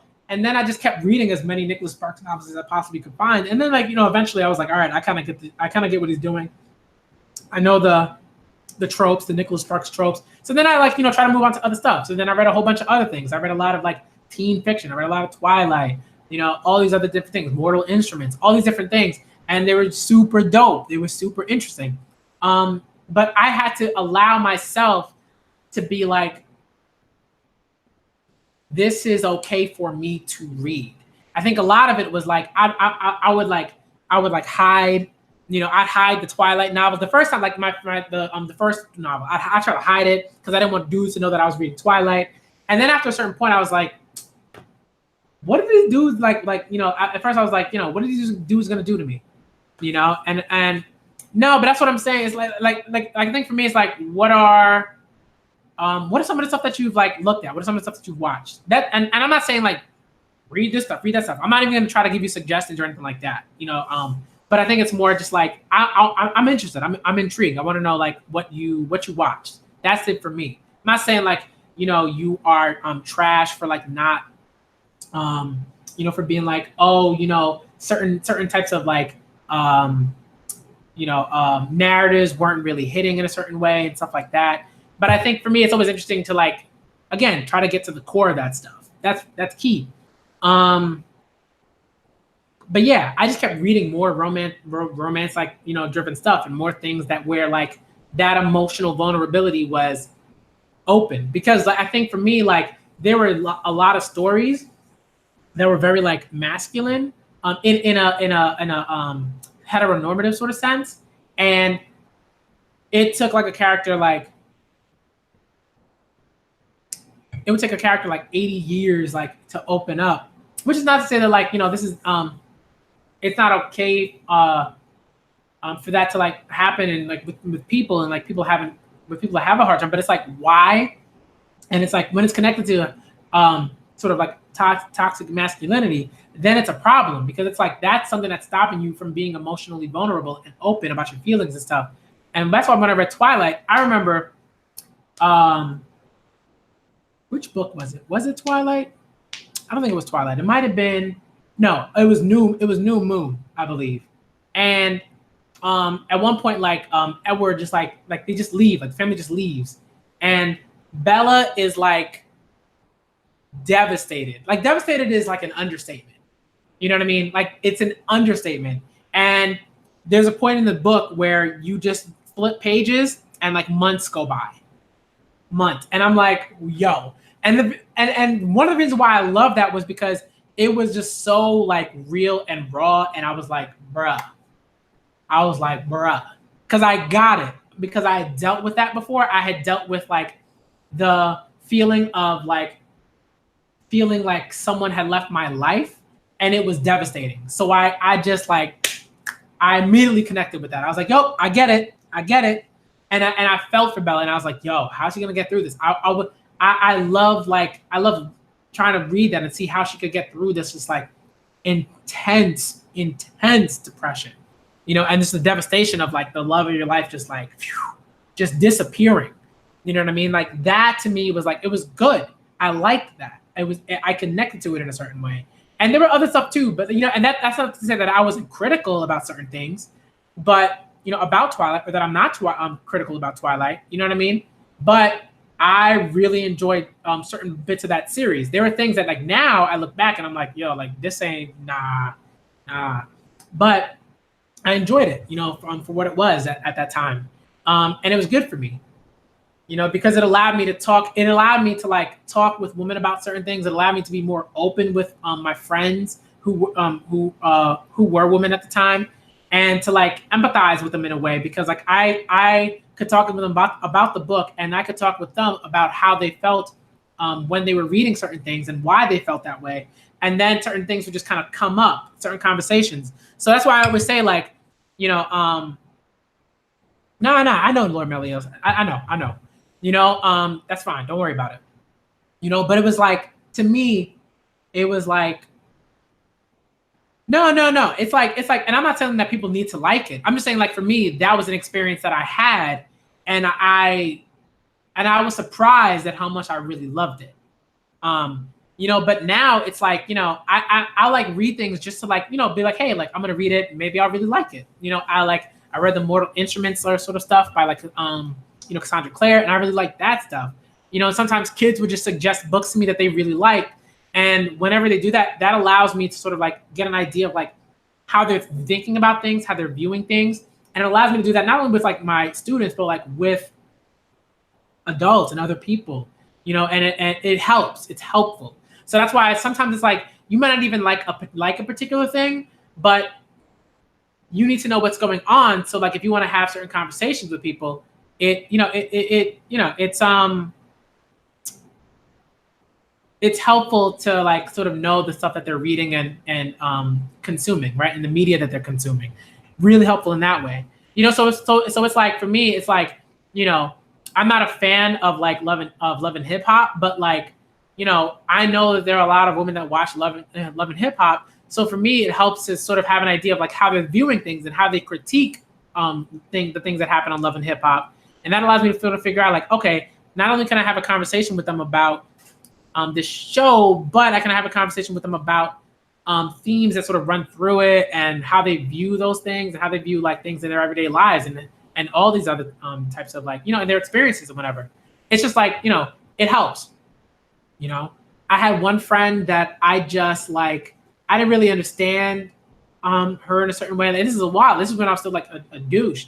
And the more and more I read of the stuff and the more I consumed of the stuff, the more I understood and the more I opened up and the more I was able to talk with women about like things. Because like at first I didn't really have anything to talk with them about. You know, there were things that I was just consuming and I was like, nope, there's all I'm gonna talk about. But I read all these different types of books, Wuthering Heights, Jane Eyre, Jane Austen novels, Emma, stuff like that. And I would read those texts and I'd be like, yo, Toni Morrison, like, and I'd read these texts, Beloved, Jazz, The Bluest Eye.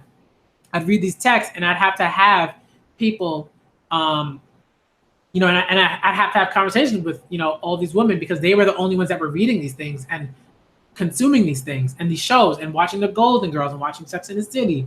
And that allowed me to have so many awesome conversations and allowed me to learn about who these women were as people, as opposed to like, oh, I think that, that woman's hot. Let me, go try to holla at her or whatever. You know what I mean? Like, it's like, it has to be like deeper than that. Riverdale, I haven't watched, but I should. I've heard good things. And a lot of my students, they really like it. Some of them like it, and they shouldn't be watching it, but they really like it. So definitely. You know what I mean? And it's just like, there are books that I've read and that I really liked. You know what I mean? Like, it helps. And I think and I think a lot of issues that like guys have is they don't even want to try to consume the sort of media that women are consuming. And then they don't understand, like, right? I remember I had a friend. She had loaned me Jane Austen novel, and I remember it was like starting, and I was like, I'm not really feeling it. And then I just kind of, and like I was like, I don't know. I read the back, and I was like, I don't know if I'm gonna like this. Then I started reading it, and I was like, this is dope. It's actually really dope. And then I read all the other Austen novels. Same thing with the Brontes. I read Wuthering Heights, and I was like, this is amazing. Like, Emily Bronte, the only novel she ever wrote, and it's dope. It's dope. All right. And then I read Charge, and then I was like, oh, yo, there are some other books? And they're like, oh, Jane Eyre is written by her sister, and da-da-da. And then I read Jane Eyre, and it's still to this day like one of my favorite things to read. I adore Jane Eyre. It's one of the reasons why my fiance and I love each other so much, because we both adore Jane Eyre. Like, she has like different copies of Jane Eyre, like at our at our parents' place, and like she adores Jane Eyre. I adore Jane Eyre. It's great. It's allowed me to be like, not only to talk with women about people who love Jane Eyre and all these different things, but it's like, yo, this is dope. Yeah. I mean, I want to check out Riverdale. I really do. I really want to check out Riverdale. That's going to be awesome. Let me see. Riverdale's dope. I hate how the high school kids are played by their... Yeah, like, stuff like that always bothers me. I'm just like, yeah, like, it's a CW thing. CW is really bad at like casting people that are the age that they should be, or at least close enough. Like, I don't mind if like someone that's like 19, like if let's say someone's like 19 and they're playing like a 17-year-old or 16-year-old, I'm like, that's fine. It's not a big deal. But when it's like, they're supposed to be like 16, but they're like 27, I'm like, nah, get that out of here. I'm not feeling that. I'm not feeling that. No.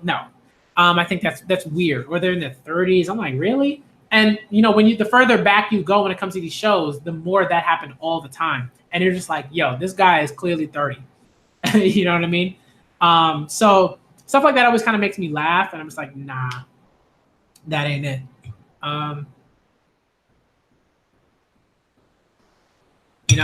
So it's just funny. Mid-20s, I'm like, nah, like, I'm pretty sure there were teenagers that would love to like act in these shows. So let the teenagers be teenagers in the show. Yeah, or like the high school movies, everyone has like perfect skin and hair. I'm like, I've always said this to myself. I always want to see like, yeah, I want to see acne. I want to see acne. I want to see braces. I want to see, hair that's not combed, because teenagers, like, there are teenagers that are really, really obsessed with like their looks, and because like it's high school, and then there are teenagers who are just like, I don't care. Like, or I care, but not really. Like, I care, but like, I'm not going to comb their hair. You know what I mean? I'm like, I want to see that stuff, because I think to me, that's sort of realistic. Oh, so Dr. Vegapunk, so many people, all the time. And it's just like, I had to like, just say what I had to say about that at the beginning.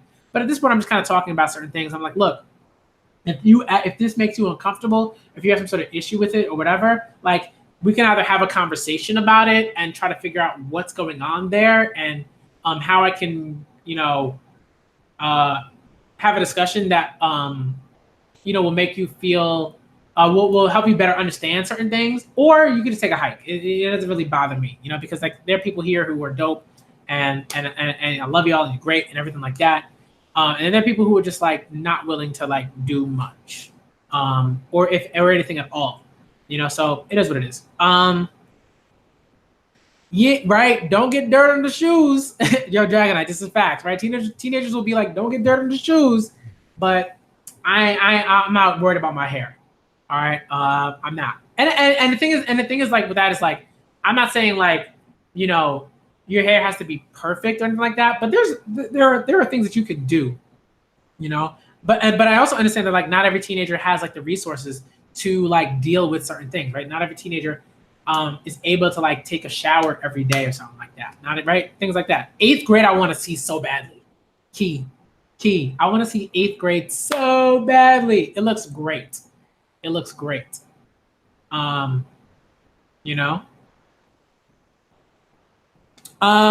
think what's interesting about that, like, and I want to talk about that because I think that's important. Whenever I hear sort of like, I'm gonna get some more water in a little bit, but whenever I hear people sort of say, you know what, I can't relate. What is it that you can't relate to? And if you're saying like I can't relate to being attracted to men because I'm straight, I'm like, you're straight. We know like you're a straight man. We know you don't like men. You like women. No one is saying you have to like men. We ain't saying that. But I think when people say I can't relate to this relationship, I'm like, what? Like, you got to be more specific than that. If it's like it's like you can't relate to two people like loving each other and being invested in each other's happiness and loving traits, like loving like qualities about that person, like that's stuff that you can't relate to. That's stuff that I'm talking about. So whenever people like may say, hey, can't relate to boys love, I'm like, but what do you mean? Because when I say boys love, that's just like a title for this stuff, like, right? It's a title that sort of designates, hey, the focus of this are like two boys or guys like that are into each other, right? That or love each other or whatever. Yeah, I know 8th grade, I believe, is a movie. I believe it's a movie, but it's like, how can you not relate to the love? Like, and if you can't, what's that about? Again, I'm always trying to push further. So it's like, you could like, it's like you can like have certain questions that you might want to ask, but I think that like, oftentimes I had this one person that was on in one of Dustin's streams, and he wanted to like, do like the Socratic method or whatever. And I was just like, I don't want to answer questions with questions. Or at the very least, it's like, it's not that it doesn't work ever. It's that the issue that I usually have with the Socratic method is that generally what happens is individuals have a way that they want the conversation to go. Like they don't want to hear certain things, or they want to discuss particular topics. So they'll ask a question that'll derail the trajectory of the conversation in a particular way. And that's why for me, Socratic method oftentimes doesn't work, especially when it comes to people discussing things that make them uncomfortable. When it comes to people discussing things that make them uncomfortable, the Socratic method oftentimes works against the conversation itself, or in terms of it works against the productivity of the conversation. People will ask a question, they'll be like, oh, we'll say like, okay, why can't like they'd be like, oh, why can't I why can't I have a problem with boys love manga or something like that? All right, and then I'd be like, okay, so like, what is it about boys love manga that like makes you uncomfortable? Then and so for me, like, that's a question that like is trying to get to the root of like the issue. I want to know more. So in that way, there's a way in that which that Socratic method works. But then what happens is when we have to sort of when someone doesn't want to mention, oh, it's the sex, right? That makes it uncomfortable. They don't want to even answer that. They don't want to answer that question. They don't want to give that answer. So they'll ask a question that'll derail, right, or take a detour from that particular answer or that particular topic. And that's why I say Socratic method oftentimes doesn't work. That's what I'm saying. So for me, it's always just like sometimes like I'll ask certain questions if I feel like I need clarification. But if I don't need clarification, then I'll just respond. Banana fish is dope. I adore banana fish. I've been waiting for people to be talking about banana fish. I love it. Love it, love it, love it. I only own 3 volumes because I've been waiting for banana fish to be not only legal, but like I want to own every volume. So I only recently did Viz announce that they were publishing banana fish every volume, and I'm gonna get all of them. I love banana fish. All right, love it. Love it, love it, love it, love it. It is dope. If you haven't watched it or read it, you should. It's awesome. When you say like that way, I mean, like, I think, there's a way in like, where sort of like, when you think about like, sort of hyper masculine men, it's like, why do they sound a certain way? Or like, why do people like, that grow up in a certain state sound that way or whatever? It's just like, though that's like what we call it. That's like a social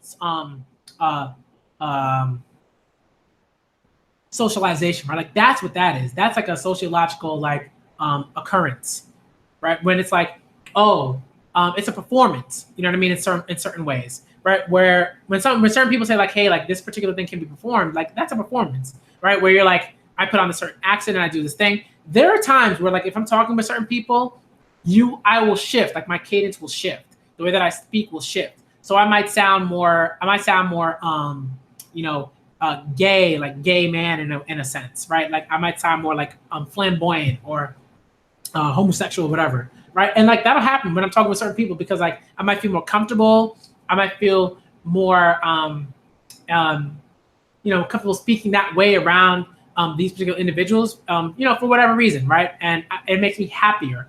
And I like it. And I like that sort of performance. And then there are times where I just won't sound like that at all. I might, I'll sound like an academic and I'll speak in a certain way, and I'll use certain words and things like that. And then there's just me like, dude who grew up in Hollis, Queens, and I'll speak a certain way. And that's, it depends on who I'm around. It depends on who I'm around. So that's the thing, right? It's just like, it is what it is. Just because like if you're black and like you sound white, that doesn't make you less black. You know what I mean? It's like you speak in a certain way. If you sound like a valley girl, that doesn't mean you're stupid. It just means you speak in that particular way. Like my fiance hates that when people are like, oh, like, you sound like a valley girl, so that must mean like you're an idiot. No, that's not true. I know a bunch of people who sound like a certain way, but are like brilliant, and that's fine, and it doesn't bother me. So it's just like certain things. So like if you can't relate to like like when you say certain aspects, what like push, what are those aspects? Like if like, so for me, I'm saying like what aspects, like what aspects can't you relate to? If it's like let's say like sexual, like, sex with like another guy, then yeah, you can't relate to that because like you probably never had sex with another guy. So I totally understand that. I'm not saying like you need to, but I think you can relate to like the fact that like when people have sex, like they're like pleasure is a part of that. And I'm like, yo, like I'm pretty sure you can relate to that. I'm pretty sure you can relate to like sex, oftentimes sex is about pleasure. You relate to that, but I'm not asking you to like, think of an image of, a penis going into like a butt. I'm not asking you to do that. I didn't ask you to do that. I didn't say like, yo, this is what you have to think about. I didn't say that. But I think when people are like, oh, that's gross, that's disgusting, like you're disgusting for that, I'm like, get out of here. You're trash. Sorry, you're trash. All right. But I think when people are like, oh, I can't relate to like struggle. I can't relate to, I can't relate to struggle. I can't relate to being, I can't relate to discrimination. I can't relate to people looking down on me for whatever reason. I'm like, you can't relate to that? Then your life must have been phenomenal. And kudos to you. You know what I mean? That's the kind of stuff. You know, so I think like you kind of have to, when we say be open, it's like you can't let like certain things dictate how you feel about like love and people being in love and stuff like that.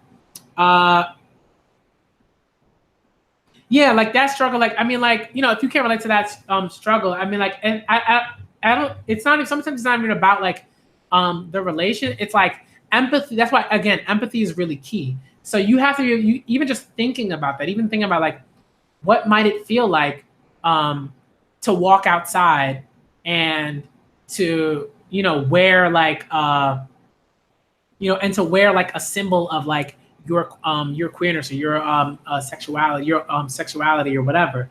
You know, what does it feel like to worry about what people might say to you and how people might react and how, you know, violently they might react? Those are things that you can think about and you can try to, you know, and you can empathize to an extent, right? I think that's always true. I think people should be able to empathize with people who struggle, because when you don't, what tends to happen is that it's easier for you to ignore it, and it's easier for you to not do any work to thwart that struggle. So that's why I always tell people, I'm like, look, empathy is important. Got to be able to do that. That's key. That's really, really, really vital. I always tell it to my students, like, yo, because kids have a hard time dealing with empathy. Like they have a hard time like consistently being empathetic, and that's not to say that kids can't, or that they, or that oftentimes they don't like that they aren't empathetic all the time. But I think like because they're so young, they're really learning what that's about and like what it means to like place themselves in someone else's shoes and to be able to kind of feel to an extent what they might be feeling. You know, so it's work. It's just work. It takes work. And you keep doing that work. I haven't stopped. You know, so I think like I always just tell people like just give it a chance, read something, give it a chance, see how you feel about it. All right. I'm not asking you to like, you know, read a boys love manga and like start thinking about like anal sex. You know what I mean? I'm not saying that. Nobody said that. You know, I didn't say that. You know what I mean? But it's like if you're reading a boys love manga, it's just like read about these two guys who really care about each other and who like each other and have crushes and, you know, who do very similar things to like anyone who has a crush, you know, when they blush and they get flustered. One of the funniest parts of one of the boys love manga that I read recently, Go For It Nakamura, which is a dope manga, I love it, is it's just funny. Like it's just like over the top, like humor in certain instances where Nakamura has this crush on this dude, on this boy. And I want to say they're like in high school. And like you know, Nakamura has this crush on this boy. And at the beginning he just struggles. He struggles so hard just to talk to this guy. And he's like, okay, you know, and he's running through his head like, this is how I'm gonna talk to this guy. This is what I'm gonna say. This is what I'm gonna do. This is how I'm gonna like do it. And like people do that all the time. You do that all the time. If you're trying to like, let's say like if you were trying to talk with a girl in high school and you didn't know how to approach her and everything like that, and you ran these scenarios through your head and you're like, you know, that's stuff that I think you can relate to. So what happens in one instance is that like he goes through all these different scenarios, and then when he finally gets the courage to try to speak to the boy's like he's about to talk to him, and then immediately when the boy's about to talk to him, he like runs like 50 yards like away in the other direction, and it's like super funny. You're just like, dude, you were so close. You were about to talk to him. You had your shot, but you ran 50 yards in the other direction. It's just really funny. And that's the kind of stuff that I think is like dope. You know? Like it's so funny. Okay? Like, and I love that stuff. That's the stuff that like makes me laugh. It makes me giggle. And and it doesn't matter. Like it matters in a sense because like I can relate to that because like I've definitely had like crushes in the past. Like I had a friend, and he was really instrumental for me, like figuring out that like I like guys, like and you know that I like guys. Like it's like 12, 13. He's one of my best friends, and I didn't want to like accept that like I had a crush on him because it was like, oh, if I accept this and I even like say, hey, I like guys, then like I have to deal with that, and I feel like I might have to come out, and then I have to deal with all the homophobia that one of my best friends was dealing with, So it's rough. One sec, that is my fiance.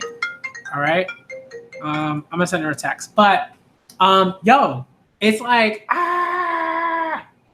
it was like I had a huge crush on him, and for good reason. I mean, like for good reason. His name is Jordan, and like Jordan was like one of the kindest human beings you could ever meet. One of the kindest boys you could ever meet, right? And when I was a kid, when I was 12 or 13, like I definitely liked him. I liked him a lot. One, because he was one of the first people that really that introduced me to manga, Pokemon Adventures. Shouts out to Pokemon Adventures. All right. He was one of the few people that introduced me to Yu-Gi-Oh, that have introduced me to like a whole bunch of things that I loved, that I absolutely adored. And he also hated playing basketball. He hated playing basketball. He hated it. And I hated it too, because I was like, I don't want to play basketball. So we just sit on the bleachers, just like, talking about Yu-Gi-Oh and manga and all different types of stuff. And I definitely had a crush on him, but I didn't want to accept it. And it took me a long time for me to accept it. Like, I was like, yo, I actually really had a crush on Jordan, and I really liked him. And, it is what it is. But I think like, these are things that like, for me, I had to think about it. I had to think about like, what was that? Like, why did I always feel so, wonderful in a very particular way in certain things, it's like I love watching basketball and I appreciate basketball and I think it's awesome, but like I'm terrible at it. So I didn't want to play. I was like, I don't want to play basketball. I don't play basketball, but I loved football and I love playing football and I love playing soccer. But one thing that happened was like, if you went to school, people like, especially if you were a black kid, people expect you to like, yo, how you not like basketball? How you not want to play basketball? Like they just expect that, right? But I didn't want to play basketball. I wanted to sit on the bleachers and read the Pokemon Adventures manga that my friend Jordan like would always bring to school. And I wanted to talk about Yu-Gi-Oh! And I wanted to talk about the card game, and I wanted to talk about anime and all these different things. That's what I wanted to do. And I think that's a big reason why I liked him so much. And why we just bonded, I think, really, and why we bonded so well, and why we really liked each other. I mean, I'm pretty sure he had a crush on me, but like I wasn't there. I wasn't in a place to like reciprocate that. And I think there was a point where I was like, I regretted that, but at the same time, it's like, it is what it is. Like you have to move on from that. You do that self-reflection and that examination work, and you move forward, and you realize certain things about yourself, and it helps you be like a better person. I'm going to text. I'm going to text my fiance. So she's home. So it's just like, they're just certain things. They're just certain things that you got to be able to do. And you have to be able to do that work. So I don't know. Yeah, that's my fiance. All right, so it's like you got to be able to do that work. You know what I mean? And hold on. Oh yeah, she's all good. I didn't lock my fiance out. Okay, but it's just like you got to be able to do that work, and that's for me. Like I want to be as open as I possibly can. Right? I need to be able to be like as open as I possibly can. I need to be able to talk about these things because like they matter to me, and they allow me they allow me to express myself in a particular way. So I guess that's what I'm gonna say about that.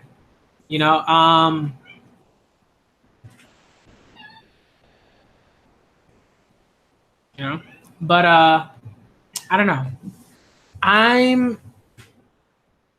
What was the question? Banana Fish I haven't started to watch yet. I'm actually rereading Banana Fish right now, and I'm going through it, and I love it.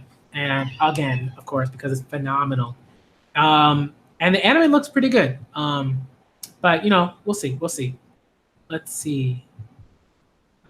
Yeah, right. It's right. It's like you can't like I think there's certain things like you can't relate to like certain things that like 11-year-olds do, but like that doesn't mean that like you just don't care about 11-year-olds. You know what I mean? It's like there are different facets. So like with my students, like there's a way in which teachers have to be able to relate to their students in certain ways. Otherwise, it's really difficult for you to be like a great teacher and like not relate to your students in any way at all. All right. Otherwise, you become like you're like this like statue of like a teacher that like kids are like, whoa, what's going on with this person? Like, does this person feel at all? You know, and they feel that, you know, and they relate to that. So or not that they relate to that, but like they feel that and they respond like in kind, you know. So yeah, I think I'll probably end it there. But I'll probably end the stream here. Richard the God asked if I'm yeah, I'm definitely excited for Young Justice season 3. Definitely. Dope show. I know a bunch of people have watched it and I'm looking forward to it. I want to watch 8th Grade. That looks like a really great movie. I want to check that out. Yeah, okay.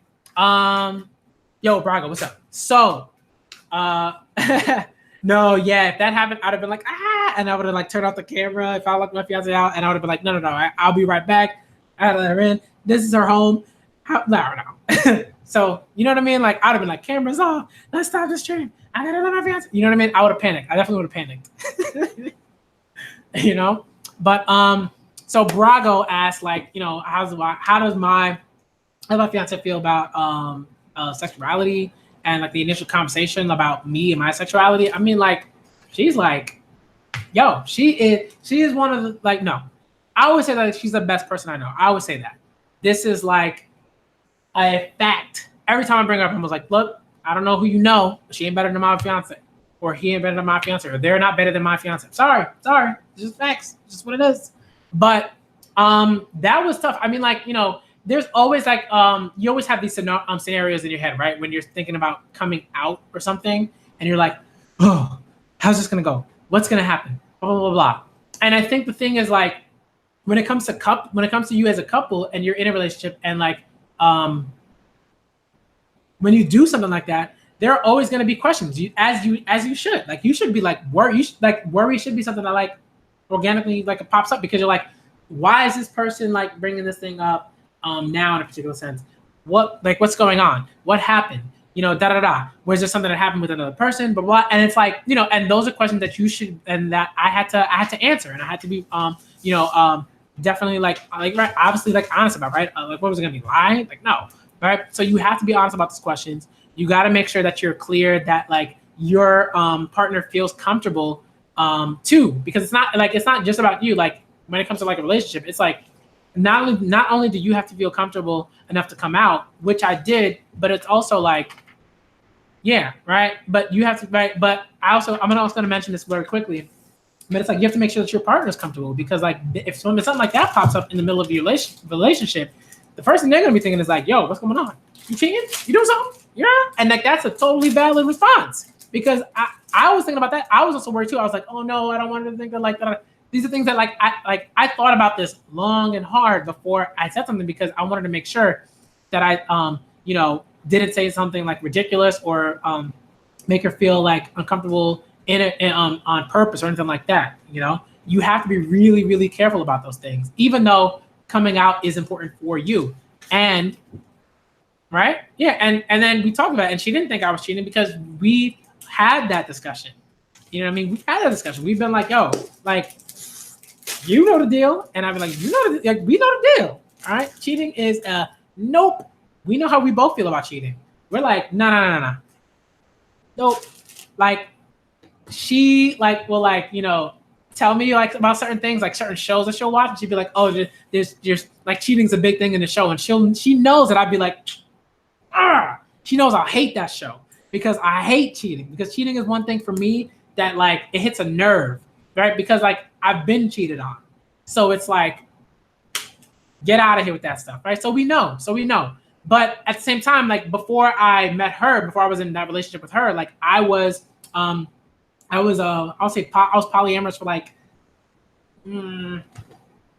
a year or something like that. I want to say, if I were to be like, yeah, if I were to think about it, probably like a year, maybe a year and a half. I don't know. I'll say a year and a half. You know, and it was just like, and that was like an experience that was interesting, but like, it didn't end well, right? It didn't end well. You know, that's not to say that there weren't any positive experiences about that. I learned a lot about the polyamorous community and what that means and what that represents, and like ways in which they love and how they have their relationships and stuff like that. But you know, my polyamorous relationship was just like, it was pretty toxic. Like my partner was, you know, at the time was like, my ex was really toxic, really, really toxic, super narcissistic, very manipulative, emotionally, you know, was very like, just like all she cared about was herself. You know what I mean? Didn't really take the time to get to know me as a person and things of that nature. It's just toxic, you know? Like polyamorous is like when you have like relationships with multiple people, at the same time. And that's something that I was doing like for like a year and a half. And like, you know, there were things that I was like, fine, I was like, cool. But like, then it got to a place where it was just like the person that I was in a poly relationship with, around the like tail end of that was just, she didn't know much. I mean, she knew certain things, but like she clearly would like, you know, it wasn't even so much the jealousy. It was just like, she didn't want to have conversations about the people that, I would like go out on dates with and stuff like that. And like for me, I was like, yo, like, but you were very clear about like saying like, hey, you want to talk about your boyfriend, you want to talk about you want to talk about these things. But like when I talk about, you know, when I talk about the people that I dated, it was a problem, it was an issue. So now we can't have this conversation. And like that's the stuff, you know what I mean? Like that's stuff that like for me, it was like, you know, I was like super, super narcissistic. Only wanted to talk about her, the stuff that, you know, she was invested in, she was interested in, and the people that she dated. But, you know, and I was like, oh, cool. Tell me about him. Tell me about your boyfriend. Tell me about your boyfriend. What was he like? What kind of stuff is he into? I wanted to meet the dude, you know? And she was just like, no, you know, he's not really invested. The more I learned, the more I realized that she was also extremely narcissistic and manipulative towards him. And he wasn't even really down with what was going on. Like, it was very clear. It was very clear that he wasn't in the way that she would talk about him and how they would have the discussions. And it just got more and more toxic. So that didn't work out. And good riddance. It didn't work out because she was a narcissistic and manipulative person. And that was like literally hurting me as a person. And it was killing my focus. That was another thing too. And one of the things that happened after that relationship was I had this fellowship called Ready that I was a part of. And that was like one of the best things, top 5 things in my life that happened to me, because like that's where I met my fiance. I met people that I loved. Like I learned more about who I am as a black dude, as a queer black dude. And like dopest week of my life. You know what I mean? So it's just like there are things like that'll happen and like they'll suck, and you got to move on, but you got to do the work. You got to do the work, and you got to think about the things, and you got to work through that, and you have to figure out, you know, how those like instances affected you, and how do you move on from that, and how do you heal and grow and all those different things. And you know, my fiance helps me with that every day. Okay. And I like to think that, like, you know, I help her with that stuff every day too. You know, so, you know, and I think it's not just like, and I'm able to have these conversations about like sexuality and stuff like that with my fiance because, like, you know, she's an amazing person and she has friends that are also queer, and like, and because I'm able to have a conversation with her about that stuff, I'm able to have conversations with them about that stuff. You know, like her friends are my friends. You know what I mean? Like, hey, and it works out beautifully. So I think, like, you know, yeah, and it was like, you know, and again, like that experience was really, it was good for me because it allowed me to understand, like, yo, like, this is something that people can do.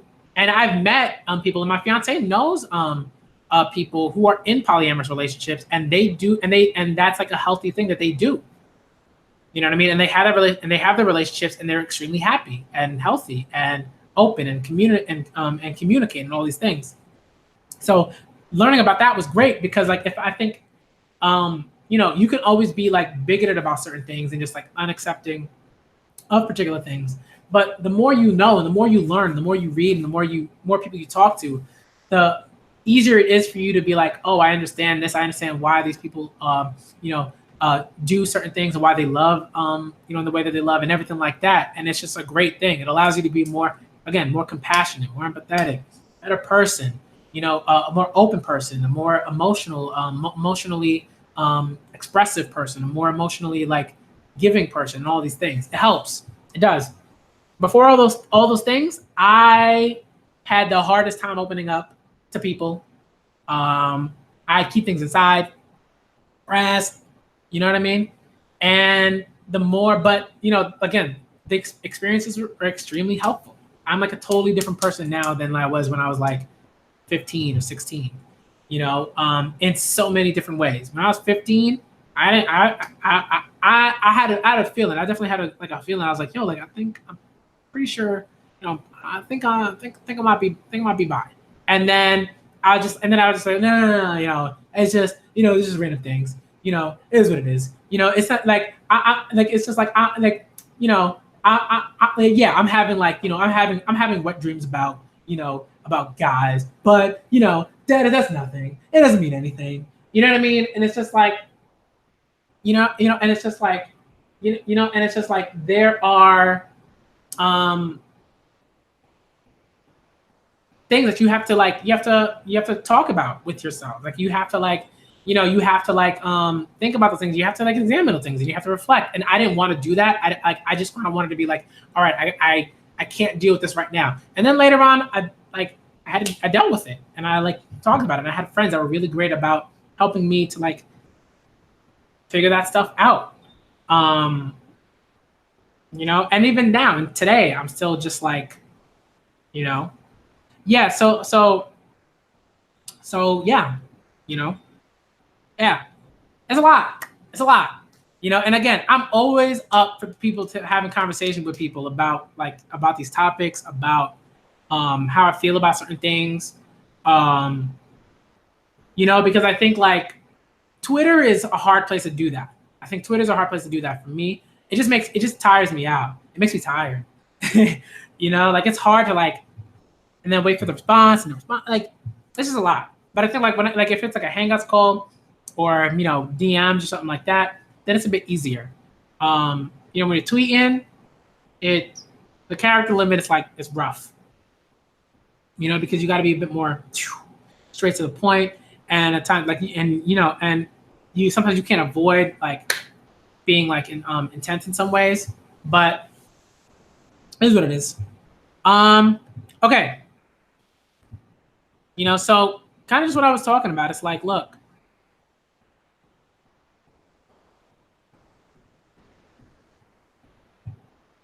I am who I am, and it's important, right? It's important that y'all know if you don't already know. I think a lot of you are more informed than others, and I think that and I see you, and I hear you, and I'm really, really grateful for that. I think that I one thing I'll do is I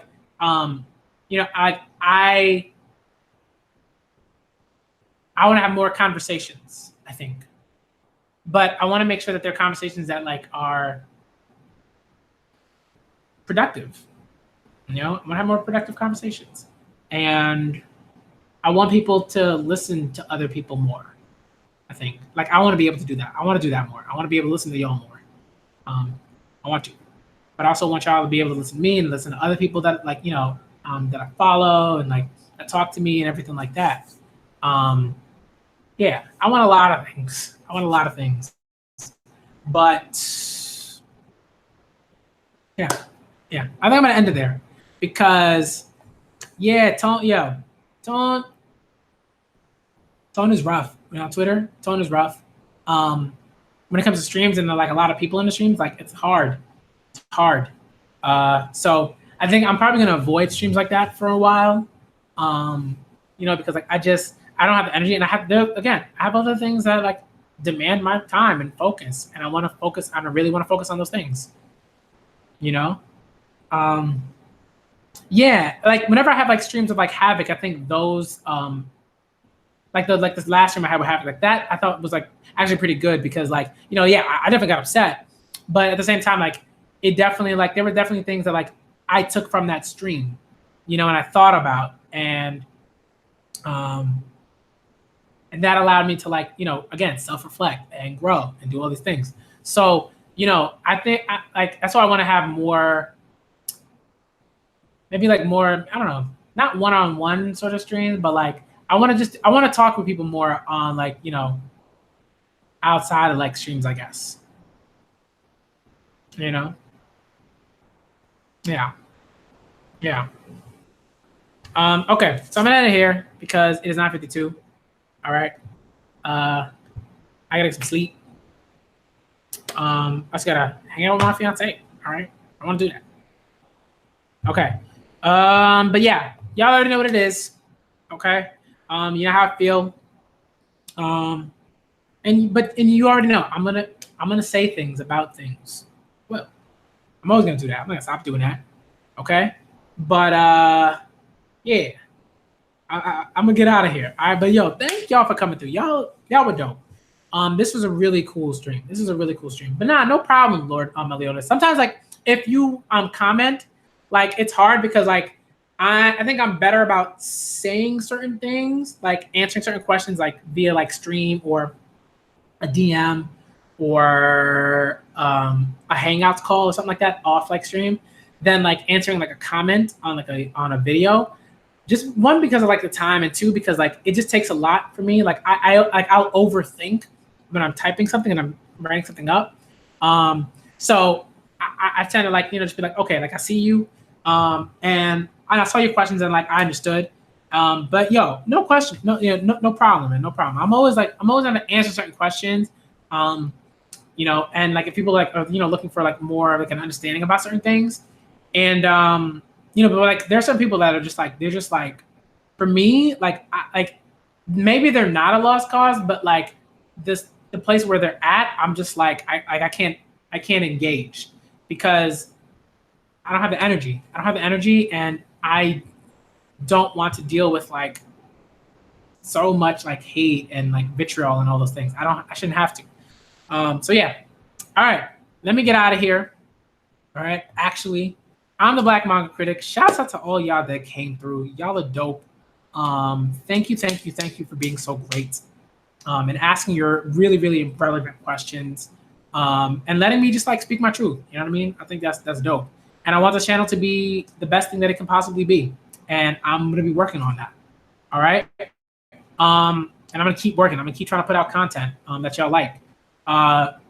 You know, like maybe I won't get back to Kingdom, but but I'm definitely gonna get back to like Monster, and I'm gonna do those readathons. And I'm gonna get back to a lot of other things too. Check out my video where I talk about like new ideas that I have for the channel and everything like that, so you have a better idea of like what I'm gonna be doing. And yeah, all right, I'm the Black Manga Critic, y'all. Shouts out to all y'all. Y'all dope. I love y'all. You're amazing. And I'm out.